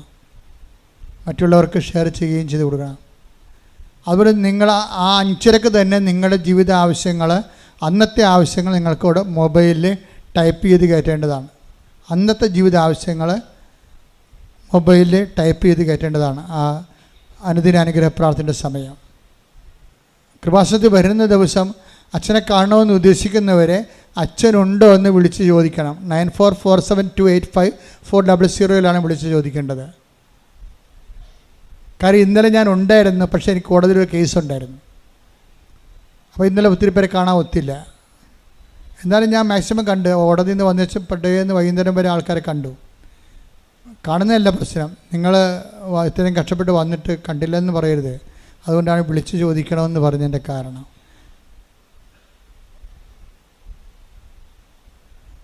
പക്ഷേ ഈ ഉടമ്പടി നിങ്ങളെ വളരെ ഉടമ്പടി ഹൈ എമർജൻസി കാര്യം മാത്രമാണ്. മുമ്പിൽ ടൈം ഇല്ലാത്ത വിഷയത്തിനാണ് അച്ഛനെ കാണേണ്ടത്. അല്ലാതെ ഉടമ്പടി എടുത്ത ആൾക്കാർ സാക്ഷ്യം പറയുന്നതിൽ 98% പേരും അച്ഛനെ കാണാത്തവരാണ്. അപ്പോൾ അച്ഛനെ കാണുന്ന എല്ലാ പ്രശ്നമൊന്നും മനസ്സിലായില്ലേ? ഉടമ്പടി മര്യാദയൊക്കെ ചെയ്ത അമ്മ ഇടപെട്ടുള്ള ആ വിഷയത്തിൽ. പക്ഷേ ക്യാൻസർ രോഗികളേക്ക് ഗുരുതര രോഗികളെയൊക്കെ കാണേണ്ടതാണ്. കാണാം, തീർച്ചയായിട്ടും കാണാം. പിന്നെ ജപ്തി നടപടിക്കാരെ കാണും, പരീക്ഷക്കാരെ കാണും, ഹൈ എമർജൻസി നിൽക്കുന്ന എല്ലാവരെയും കാണും. ആവശ്യമില്ല, നിങ്ങൾ ചിലരൊക്കെ എന്നെ വിളിക്കുകയെ കാണണമെന്ന് പറഞ്ഞ് വിളിക്കും. അപ്പോൾ ഞാൻ പറഞ്ഞു, ഉടമ്പടിയിലുള്ളവരെ പോലും നമുക്ക് കാണാൻ പറ്റണില്ല, പിന്നെ എങ്ങനെ പുറത്തുള്ളവരെ കാണുന്നത്? കാണത്തില്ല. അപ്പോൾ നിങ്ങൾ വിചാരിക്കരുത് അച്ഛനെ എന്തെങ്കിലും ഒരു ബന്ധമുണ്ടാക്കിയാൽ അച്ഛനെ കാണാൻ പറ്റുമെന്ന്. അങ്ങനെയല്ല. കൃപാസനത്തിൻ്റെ ഉടമ്പടിയുടെ ഭാഗമായിരിക്കണം ആരായാലും. അല്ലാത്തവർക്ക് ചില പ്രധാനപ്പെട്ട ആൾക്കാരൊക്കെ വരും. അപ്പോൾ അവർ ചിരിച്ച് ഓക്കെ എന്നൊക്കെ പറഞ്ഞ് വിടും. അല്ലാതെ അവർ പ്രാർത്ഥന ആവശ്യമല്ലായിരിക്കും അവരുടെ, അത് ഭൗതികമായ ആവശ്യമായിരിക്കും. അങ്ങനെയുള്ളവരൊക്കെ നമുക്ക് കാണാതിരിക്കാൻ പറ്റത്തില്ല, കാണും.